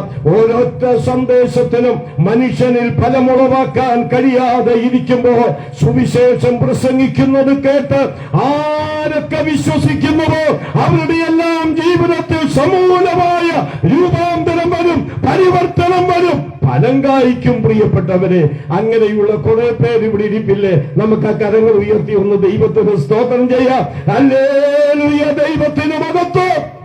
ഇന്ന് രാത്രിയിൽ എന്നെ ശ്രദ്ധിക്കുന്നവരോട് പറയുക, മേപ്രാലുള്ള വീട്ടുകാരോടെല്ലാം പറയുക, സ്നേഹത്തോട് പറയുക, നിങ്ങൾ ഏത് മതമോ ജാതിയോ വർണ്ണമോ വർഗമോ ആരുമാകട്ടെ, പക്ഷേ ഒരു വ്യത്യാസം, ഒരു കാര്യം ഞാൻ ഓർപ്പിക്കാം. ഇന്ന് നിങ്ങളുടെ ജീവിതത്തിൽ ഫലമുണ്ടാകണം, നിങ്ങളുടെ ഭവനത്തിൽ ഫലമുണ്ടാകണം. കുഞ്ഞുങ്ങളെ ഓർത്ത് നെടുവീർപ്പെടുന്ന എത്ര ഭവനങ്ങള്, രാത്രിയിൽ ഉറങ്ങാൻ കഴിയാതെ കിടക്ക കണ്ണുനീര് കൊണ്ട് നനയ്ക്കുന്ന എത്രയോ ഭവനങ്ങളുണ്ട്. ഭർത്താവിന്റെ മദ്യപാന നിമിത്തം, ദുർനടപ്പ് നിമിത്തം ഏങ്ങലടിച്ചു കരയുന്ന എത്രയോ വീടുകളുണ്ട്. അവിടെയെല്ലാം സമാധാനം ഒഴുകി വരട്ടെ, ശാന്തി ഒഴുകി വരട്ടെ. അതിനുള്ള ഏക മാർഗം നിങ്ങളുടെ വീടുകളിലെല്ലാം യേശുവിന് സ്ഥാനം കൊടുക്ക്. യേശു എന്റെ വീടിന്റെ നായകൻ എന്ന് പറഞ്ഞുകൊണ്ട് ആ യേശുവിനെ ഇന്ന് രാത്രി ഏറ്റെടുക്ക്. അത് മതമാറ്റമല്ല, സഭാമാറ്റമല്ല, പേരുമാറ്റമല്ല, നിന്റെ മനസ്സിന് സ്ഥിതിക്കും വരുന്ന വലിയ മാറ്റമാണ്. ഈ സുവിശേഷം ഫലം കായ്ക്കുന്നതാണ്.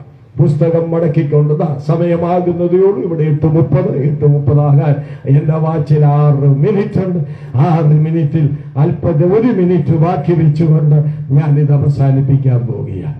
ഈ സുവിശേഷത്തിന്റെ ഒടുവിലത്തെ സവിശേഷത, ഈ സുവിശേഷത്തിന്റെ ഒടുവിലത്തെ സവിശേഷത 3-ാം വാക്യത്തിൽ തന്നെയുണ്ട്. ആ 3-ാം വാക്യത്തിൽ എന്താ പറയുന്നത്? സുവിശേഷത്തിന്റെ സത്യവചനത്തിൽ സ്വർഗത്തിൽ നിങ്ങൾക്ക് സംഗ്രഹിച്ചിരിക്കുന്ന പ്രത്യാശ നിമിത്തം.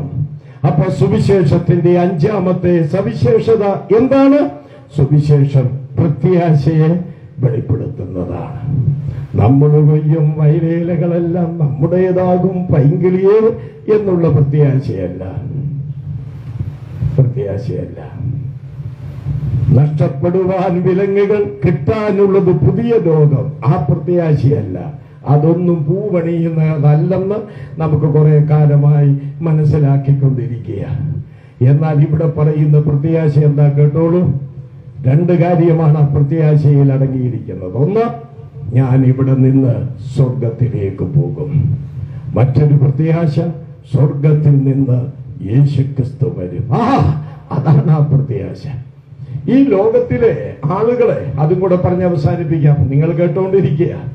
ഈ ലോകത്തിലെ ആളുകളെ ഭാവിയോടുള്ള ബന്ധത്തിൽ 3ആയി ഒരു മഹാൻ തരംതിരിച്ചിട്ടുണ്ട്, ഒരു ചിന്തകൻ തിരിച്ചിട്ടുണ്ട്. 3ആയിട്ട് ഈ ലോകത്തിലെ ആളുകളെ ഭാവിയോടുള്ള ബന്ധത്തിൽ അദ്ദേഹം പറയുന്നു, 1-ാമത്തെ കൂട്ടർ ഭാവിയെ അവഗണിക്കുന്നവരാണ്.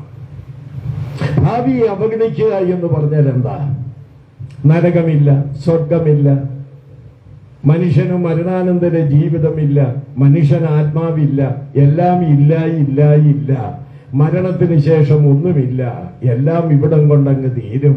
അതുകൊണ്ട് തിന്നുക, കുടിക്കുക, ആനന്ദിക്കുക എന്ന് പറഞ്ഞുകൊണ്ട് ജീവിക്കുന്ന ആളുകൾ, അത് എപ്പിക്യൂരിയർ, സ്റ്റോയിക്കർ എന്ന് പറയുന്ന ആളുകളുടെ ഒരു മതമാണത്. അതിന്റെ ചുവട് പിടിച്ചു പറ്റിക്കൊണ്ടാണ് ഇന്ന് പലരും അങ്ങനെ ജീവിക്കുന്നത്. അവർക്ക് ഭാവിയെ അവഗണിക്കുക, ഇതൊന്നും അവർക്ക് വിഷയമല്ല.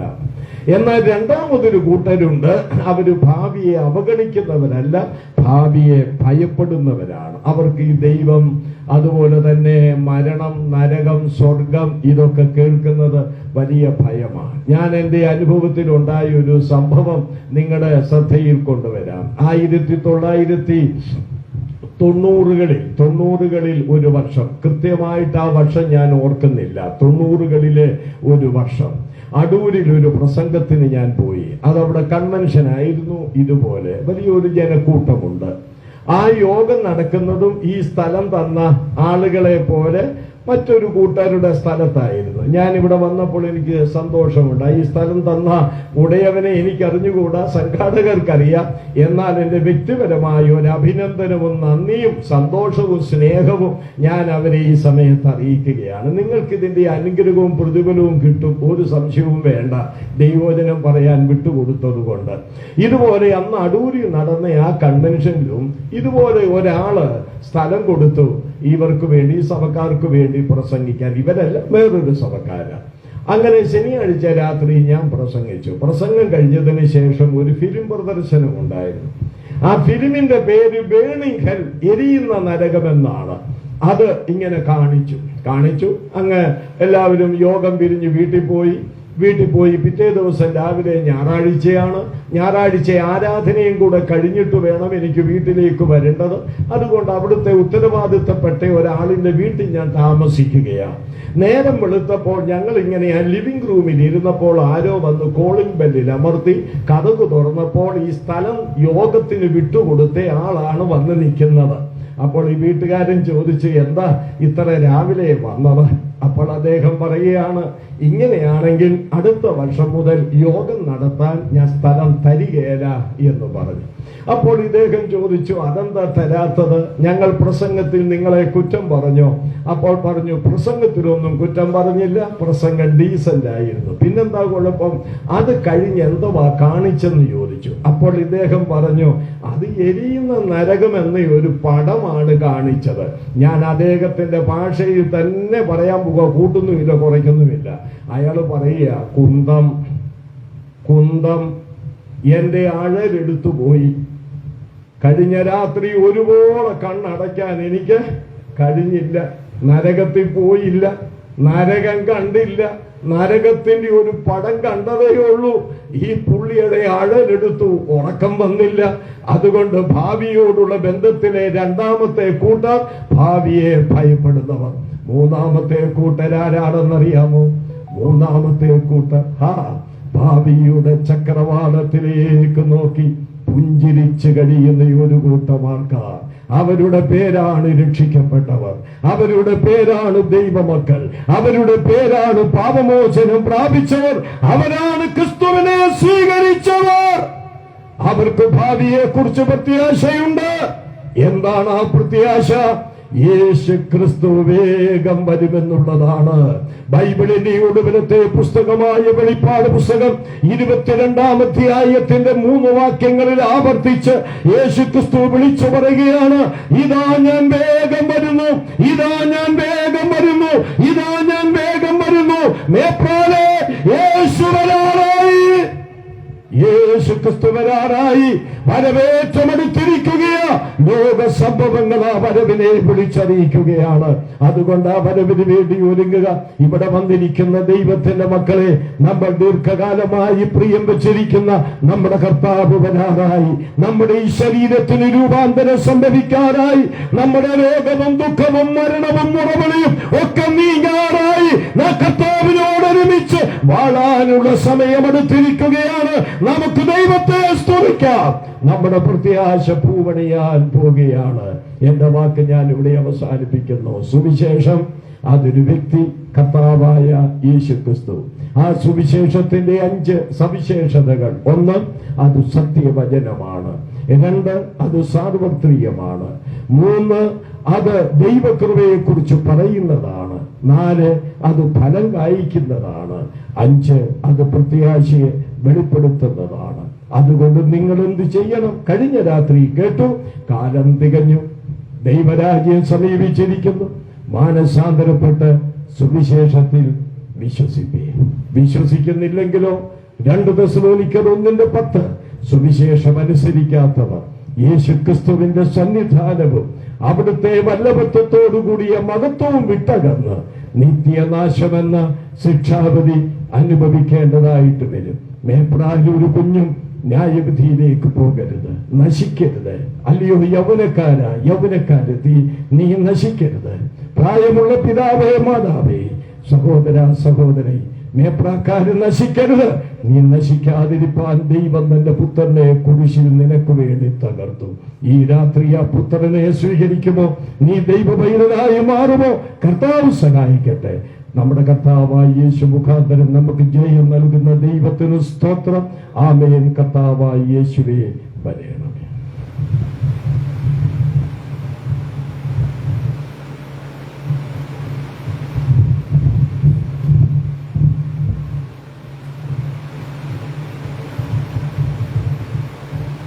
ഇത്രയും വ്യക്തമായിട്ട് നമുക്ക് സുവിശേഷത്തെക്കുറിച്ചുള്ള സത്യതയെക്കുറിച്ച് നമുക്ക് മനസ്സിലായി.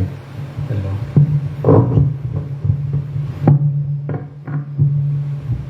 ദൈവം നമുക്ക് ആ രീതിയിൽ ഈ പ്രദേശത്ത് അനുഗ്രഹിച്ചത് ഓർത്ത് ദൈവത്തെ സ്തുതിക്കാം. കോട്ടയത്ത് നിന്ന് നമുക്ക് വേണ്ടി ഇത്രയും ദൂരം വന്ന് ഈ നല്ല വിശേഷം പറയാൻ സഹോദരനെടുത്ത് എല്ലാ ശ്രമത്തിന് വേണ്ടിയും പ്രാർത്ഥനയോടെ വന്ന് ഇത് വ്യക്തമായിട്ട് ഈ പ്രദേശത്തിലുള്ള പ്രിയപ്പെട്ടവർക്ക് പറഞ്ഞു തന്നത് ഓർത്ത് ദൈവത്തെ സ്തുതിക്കുന്നു. ഞങ്ങൾ ഈ കാര്യം സഹോദരനോട് പറഞ്ഞ ഉടനെ സഹോദരൻ അത് വളരെ താല്പര്യപരമായിട്ട് വന്ന് നമ്മളുടെ വരാൻ ഇടയായി. ദൈവം എല്ലാ തടസ്സങ്ങളും നമ്മുടെ ആ സമയത്ത് എൻ്റെ അടുത്ത് ഒരു കാര്യം മാത്രം ചോദിച്ചു. വലിയ മഴയാണല്ലോ ഈ ദിവസങ്ങൾ. ഈ മഴയുടെ സമയത്ത് നമുക്ക് വന്നാൽ ആൾക്കാർ വരാൻ ഇരിക്കാൻ പറ്റുമോ എന്ന് പറയുണ്ടായി. അപ്പം ഞാൻ പറഞ്ഞു ഞങ്ങൾ പ്രാർത്ഥിക്കുന്നുണ്ട്, എങ്കിലും ഞങ്ങൾ അതിൻ്റെ കൂടെ തന്നെ ആർക്കും ഒരു ആശങ്ക വേണ്ട, ഞങ്ങൾ പന്തലും ക്രമീകരിക്കുന്നുണ്ട് എന്ന് പറയുണ്ടായി. ആ രീതിയിൽ ദൈവം നമ്മളെ മാനിച്ചു. പ്രാർത്ഥിച്ച എല്ലാ പ്രിയപ്പെട്ടവർക്ക് വേണ്ടി ഞാൻ നന്ദി ഈ സമയത്ത് അർപ്പിക്കുന്നു. പ്രത്യേകിച്ച് സൗരൻ ചാണ്ടപ്പിള്ള സൗണ്ട് ഞങ്ങൾ സഭയായിട്ടും IGTSന്റെ ഭാഗമായിട്ടുള്ള ഒരുമിച്ച് ഞങ്ങൾ നന്ദി പറഞ്ഞുകൊള്ളട്ടെ.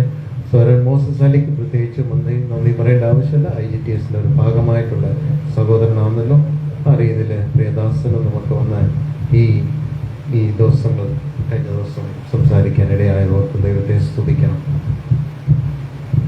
സൗരൻ പല വിശേഷങ്ങൾ പറഞ്ഞുകൊണ്ട് വരുമ്പോൾ ഞാൻ ഒരു പോയിന്റ് കൂടെ ഓർത്ത് ഞാൻ ചേർത്ത് പറയുക. സുവിശേഷത്തിന്റെ സത്യത യേശു കർത്താവ് പറഞ്ഞത്. യേശു കർത്താവിനെ കുറിച്ച് ലോകത്തിലുള്ളവർ എല്ലാവരും ഒരു തെറ്റും പറയുന്നോ, ഒരു തെറ്റും പറഞ്ഞിട്ടില്ല, സത്യം മാത്രമേ പറഞ്ഞിട്ടുള്ളൂ. യേശു കർത്താവ് പറഞ്ഞിട്ടുണ്ടാ അത് സത്യം എന്ന് നമ്മൾ ഒരു പോയിന്റ് കൂടെ, ഞാൻ ഇത്രയും പോയിന്റ് പറഞ്ഞപ്പോൾ ഞാൻ എൻ്റെ ആയിട്ടൊരു പോയിന്റ് ഞാൻ ആഡ് ചെയ്യുക. യേശു കർത്താവ് ഇത് പറഞ്ഞു. യേശു കർത്താവ് ഒരു കള്ളം പറയത്തില്ല. യേശു കർത്താവ് സത്യം മാത്രം, അത് എല്ലാവരും അംഗീകരിക്കുന്ന ആ ഒരു കാര്യം കൂടെ നമ്മൾ പ്രിയപ്പെട്ടവർ ഇത്ര സത്യമായിട്ട് സത്യമല്ലാത്തത് യേശു കർത്താവ് ഒന്നും പറഞ്ഞിട്ടില്ല. ഈ സുവിശേഷത അതിൻ്റെ വിശേഷതകളെല്ലാം നമ്മൾ കേട്ടല്ലോ, അത് കർത്താവ് പറഞ്ഞിട്ടുണ്ട്. അതുകൊണ്ട് നമ്മൾ ഒരിക്കലും അത് അസത്യമാവത്തില്ല എന്നുള്ള കാര്യം നമ്മൾ മറക്കരുത്. അതുകൊണ്ട് ഇത് കേട്ട പ്രിയപ്പെട്ടവരോട് ഞങ്ങൾ താഴ്മയോട് ഞങ്ങൾ ചോദിക്കുക, പ്രിയപ്പെട്ടവരെ, സുവിശേഷത്തെ വളരെ സീരിയസ് ആയിട്ട് തന്നെ നമ്മൾ ഈ ചുരുങ്ങിയ കാലത്ത്, നമ്മൾ വളരെ ചുരുങ്ങിയ സമയമേ നമുക്കുള്ളൂ.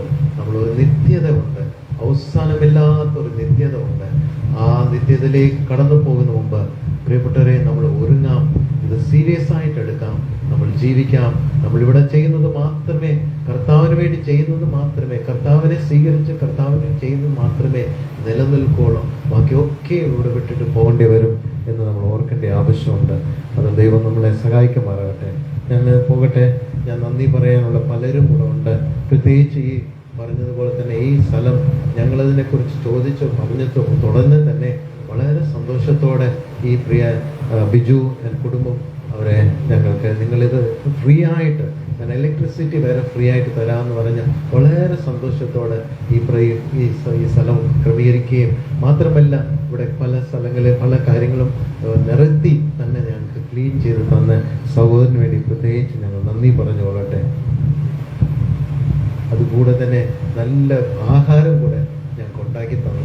2 ദിവസം ഞങ്ങൾ 25 പേര് കഴിക്കാനും ആഹാരം, ഭംഗിയായിട്ടുള്ള ആഹാരം കൂടെ ഞങ്ങൾക്ക് ഉണ്ടാക്കി തന്ന ഓർത്ത് ദൈവത്തെ സ്തുതിക്കുകയും പ്രിയ മകർക്ക് ദാസന് നന്ദി പറയുകയും ആ കുടുംബത്തിന് നന്ദി പറയുകയും ചെയ്യുന്നു എന്ന് ഓർപ്പിച്ചുകൊള്ളട്ടെ. അതിൻ്റെ കൂടെ തന്നെ ഈ പ്രദേശത്തിലുള്ള പ്രിയപ്പെട്ടവർ, ഞങ്ങളവരെ ഇൻവൈറ്റ് ചെയ്യാൻ പോയ സമയത്ത് അവരെല്ലാവരും വളരെ സന്തോഷത്തോടെ ഞങ്ങളെ സ്വീകരിക്കുകയും അവർ വരാമെന്ന് പറയുകയും ചെയ്തു. പലരും ദൂരെ ഇരുന്ന്, അകത്ത് വന്നില്ലെങ്കിലും പലരും ദൂരെ ഇരുന്ന് കേൾക്കുകയും പലരും വരുകയും ചെയ്തിട്ടുണ്ടല്ലോ.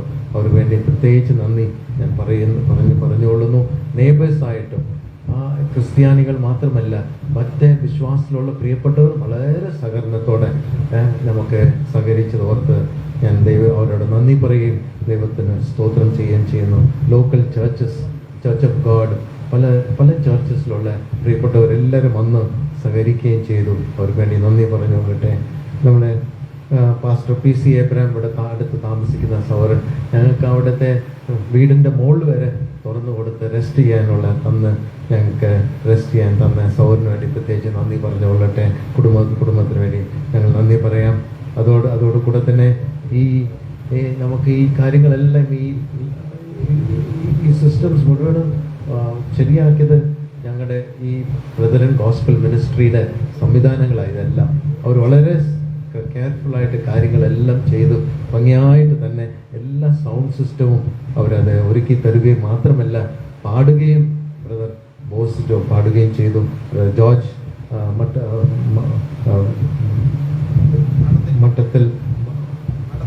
മഠത്തിൽ സൗവർണം പ്രത്യേകിച്ച് നന്ദി പറഞ്ഞുകൊള്ളട്ടെ. ആ രീതിയിൽ കൂടെ ഇരുന്ന് പറഞ്ഞതായി മത്തായി വർഗീസ് സൗവർണാണല്ലോ ഇതിൻ്റെ ചുമതല. നന്ദി പ്രത്യേകിച്ച് എടുത്ത് പറയുന്നു. മാത്രമല്ല IGTSന്റെ ടീം എന്ന് പറഞ്ഞ് 10-22 സഹോദരന്മാർ പല സ്ഥലങ്ങളിൽ നിന്നും ഒരു വലിയ ലിസ്റ്റുണ്ട്. ഞാനതെല്ലാം വായിച്ച് എടുത്തു പറയാൻ സമയമില്ല. അവരെല്ലാം വന്ന് വളരെ സന്തോഷത്തോടെ 2 ദിവസം ഇവിടെ നിൽക്കുകയും ദൂരത്തു നിന്ന് താമസിച്ചിട്ട് പ്രവർത്തിക്കുകയും കാലത്ത് ഞങ്ങൾ 9:30 തൊട്ട് ഇതുവരെ ഞങ്ങൾ കണ്ടിന്യൂസ് ആയിട്ട് വീടുകൾ തോറും പോകുകയും ആ വീടുകളിൽ അവരോട് സുവിശേഷം പറയാനെല്ലാം ഞങ്ങൾ ശ്രമമെടുത്ത് പ്രിയപ്പെട്ടവർ ചെയ്ത എല്ലാ ശ്രമത്തിനും കർത്താവ് അവരെ മാനിക്കട്ടെ എന്ന് ഞാൻ ഓർപ്പിച്ചുകൊണ്ട് പ്രത്യേകം നന്ദി എല്ലാ സൗരന്മാർക്കും നന്ദി പറഞ്ഞുകൊള്ളട്ടെ. മാത്രമല്ല ഇവിടെ കാർ പാർക്കിങ്ങിന് മാർത്തോമാ ചർച്ച് താമ്പ്രാൽ അത് അവരെ ഓപ്പണായിട്ട് ആ സ്ഥലം ഉപയോഗിക്കാൻ ഞങ്ങൾക്ക് തന്നിട്ടുണ്ട്. പലർക്കും അവിടെ ഇച്ചിരി ദൂരെ ആയതുകൊണ്ട് അകലെ ആയിട്ട് പോകാൻ സാധിച്ചില്ല എങ്കിലും അവരത് തരുകയും ചിലരോട് പാർക്ക് ചെയ്യാനും ഇടയായിരുന്നു. Robin Mepra brethren ചർച്ചിലെ Robin initiative എടുത്ത് പല കാര്യങ്ങളും ഇവിടെ ഞങ്ങളെ സഹായിക്കാൻ ഇവിടെ വരികയും പല ചെയർസ് എല്ലാം കൊണ്ടുവന്ന് വളരെ ഇനിഷ്യേറ്റീവ് എടുത്ത് മേപ്ര സഭയിലുള്ള മെമ്പേഴ്സിന് വേണ്ടി ഞങ്ങൾ പ്രത്യേകിച്ച് സഭയ്ക്ക് നന്ദി പറഞ്ഞുകൊള്ളട്ടെ.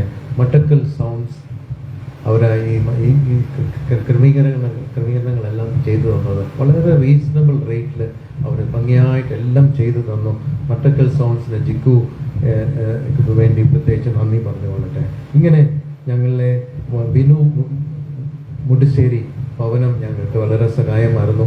അവിടുത്തെ ആ ഭാഗത്ത് തന്നെ ക്രമീകരിക്കാമെന്നെല്ലാം ഞങ്ങൾക്ക് ഉത്തരവ് തന്നതാണ്. പിന്നെ ഈ സ്ഥലം കിട്ടിയപ്പോൾ ഞങ്ങൾ അതും ബിനു തന്നെയാണ് പറഞ്ഞ് ഞങ്ങൾ ഈ സ്ഥലത്തേക്ക് വന്നത്. ബിനുയുടെ കുടുംബത്തിന് വേണ്ടി നന്ദി പറയുന്നു.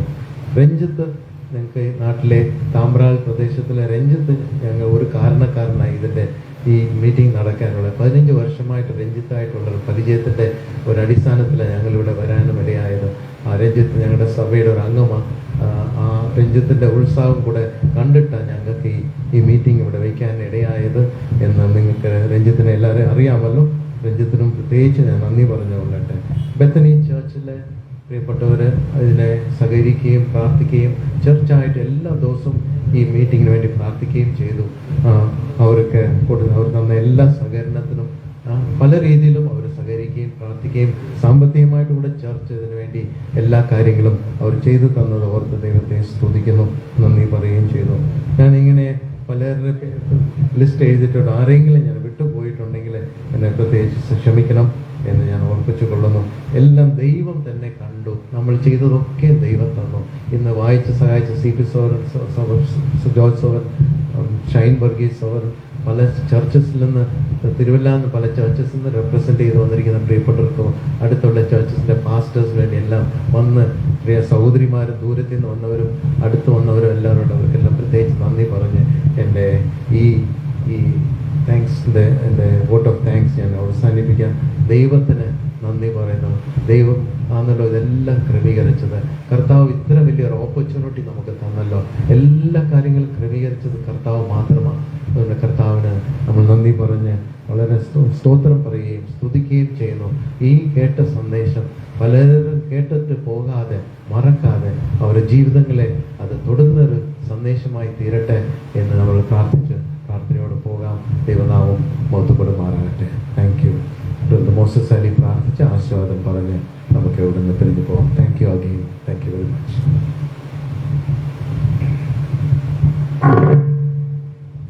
നമുക്കെല്ലാവർക്കും എഴുന്നേറ്റ് നിന്ന് ഒരു പാട്ട് പാടിയതിനു ശേഷം പ്രാർത്ഥിച്ച് ആശീർവാദം പറഞ്ഞ് അവസാനിപ്പിക്കും. പോക്കിയന്റെ പാപമെല്ലാം തൻ്റെ യാഗത്താൽ നീക്കി എൻ്റെ ശാപമെല്ലാം താൻ വഹിച്ചതാൽ പോക്കിയന്റെ പാപമെല്ലാം തൻ്റെ യാഗത്താൽ നീക്കി എൻ്റെ ശാപമെല്ലാം താൻ വഹിച്ചതാൽ ഓർക്കും തോറും സ്നേഹമെന്ന് വർദ്ധിച്ചിടുന്നേ ഓർക്കും തോറും സ്നേഹമെന്നിൽ വർദ്ധിച്ചിടുന്നേ പാർക്കുന്നേതൻ കൂടെ വാഴാൻ എന്നു സാധ്യമോ പാർക്കുന്നേതൻ കൂടെ വാഴാൻ എന്നു സാധ്യമോ യേശുവോടു ചേർന്നിരിപ്പതെത്ര മോദമേ യേശുവിനായി ജീവിക്കുന്നതെത്ര ഭാഗ്യമേ. കടന്നു വന്ന എല്ലാ ബഹുമാന്യർക്കും ഒരിക്കൽ കൂടി നന്ദി പറയുന്നു. പ്രത്യേക പ്രിയ ചാന്തപ്പിള്ളച്ചാന് ഒരിക്കൽ കൂടി നന്ദി സൂചകമായ വാക്കുകൾ പറയുകയും ബഥനി ക്രിസ്ത്യൻസ് ചർച്ചിനോടും IGTSന്റെ പ്രവർത്തകരോടും നന്ദി അർപ്പിക്കുകയും ചെയ്തുകൊണ്ട് നമുക്ക് തലകളെ വണക്കി കർത്തൃസന്നിധാനത്തിൽ പ്രാർത്ഥിച്ച് ദൈവത്തിന് മഹത്വം കരയേറ്റാം. നമുക്ക് പ്രാർത്ഥിക്കാം. പരിശുദ്ധ പിതാവേ, ദേശത്തെ കർത്താവ് സ്നേഹിച്ചു, ദൈവദാസന്മാരെ ശുശ്രൂഷയ്ക്ക് വേണ്ടി അയച്ചു. അനുഗ്രഹിക്കപ്പെട്ട സന്ദേശം ദേശത്ത് നെടുകയും കുറുകയും പ്രസംഗിച്ചു. ഇന്നലെ രാത്രികാലം ഈ പന്തലിൽ വെച്ച് മാനസാന്തര സന്ദേശം അറിയിച്ചു. ഇന്ന് രാത്രികാലം വിലയേറിയ ദൈവദാസനിലൂടെ സുവിശേഷത്തിന്റെ മഹത്വത്തെക്കുറിച്ച് ഘോഷിക്കുവാൻ കർത്താവ് നിന്റെ ദാസനെ കരങ്ങളിൽ ഉപയോഗിച്ചു. 2 ദിവസങ്ങളിലായി കേട്ടിരിക്കുന്ന മാനസാന്തരത്തിന്റെ സന്ദേശം വിശ്വസിക്കുവാനും ഈ സത്യസുവിശേഷം എന്ന യേശുക്രിസ്തുവിനെ ഹൃദയത്തിൽ സ്വീകരിച്ച് മാനസാന്തരപ്പെട്ട് നിത്യജീവന് ഓഹരിക്കാരായി ജീവിപ്പാനും കർത്താവെ ഏതെങ്കിലും വ്യക്തിക്ക് ഇവിടെ അവസരം ലഭിച്ചിട്ടില്ലെങ്കിൽ ഈ സന്ദേശങ്ങൾ നിമിത്തം ഈ തിരുവെഴുത്ത് നിമിത്തം ഇന്ന് കർത്താവിനെ സ്വീകരിച്ച് ദൈവമക്കളായി ജീവിപ്പാൻ നിത്യജീവൻ അവകാശികളായി ജീവിപ്പാൻ സ്വർഗത്തിന് അവകാശികളായി ജീവിപ്പാൻ കർത്താവ് ഇടയാക്കി തീർക്കണം.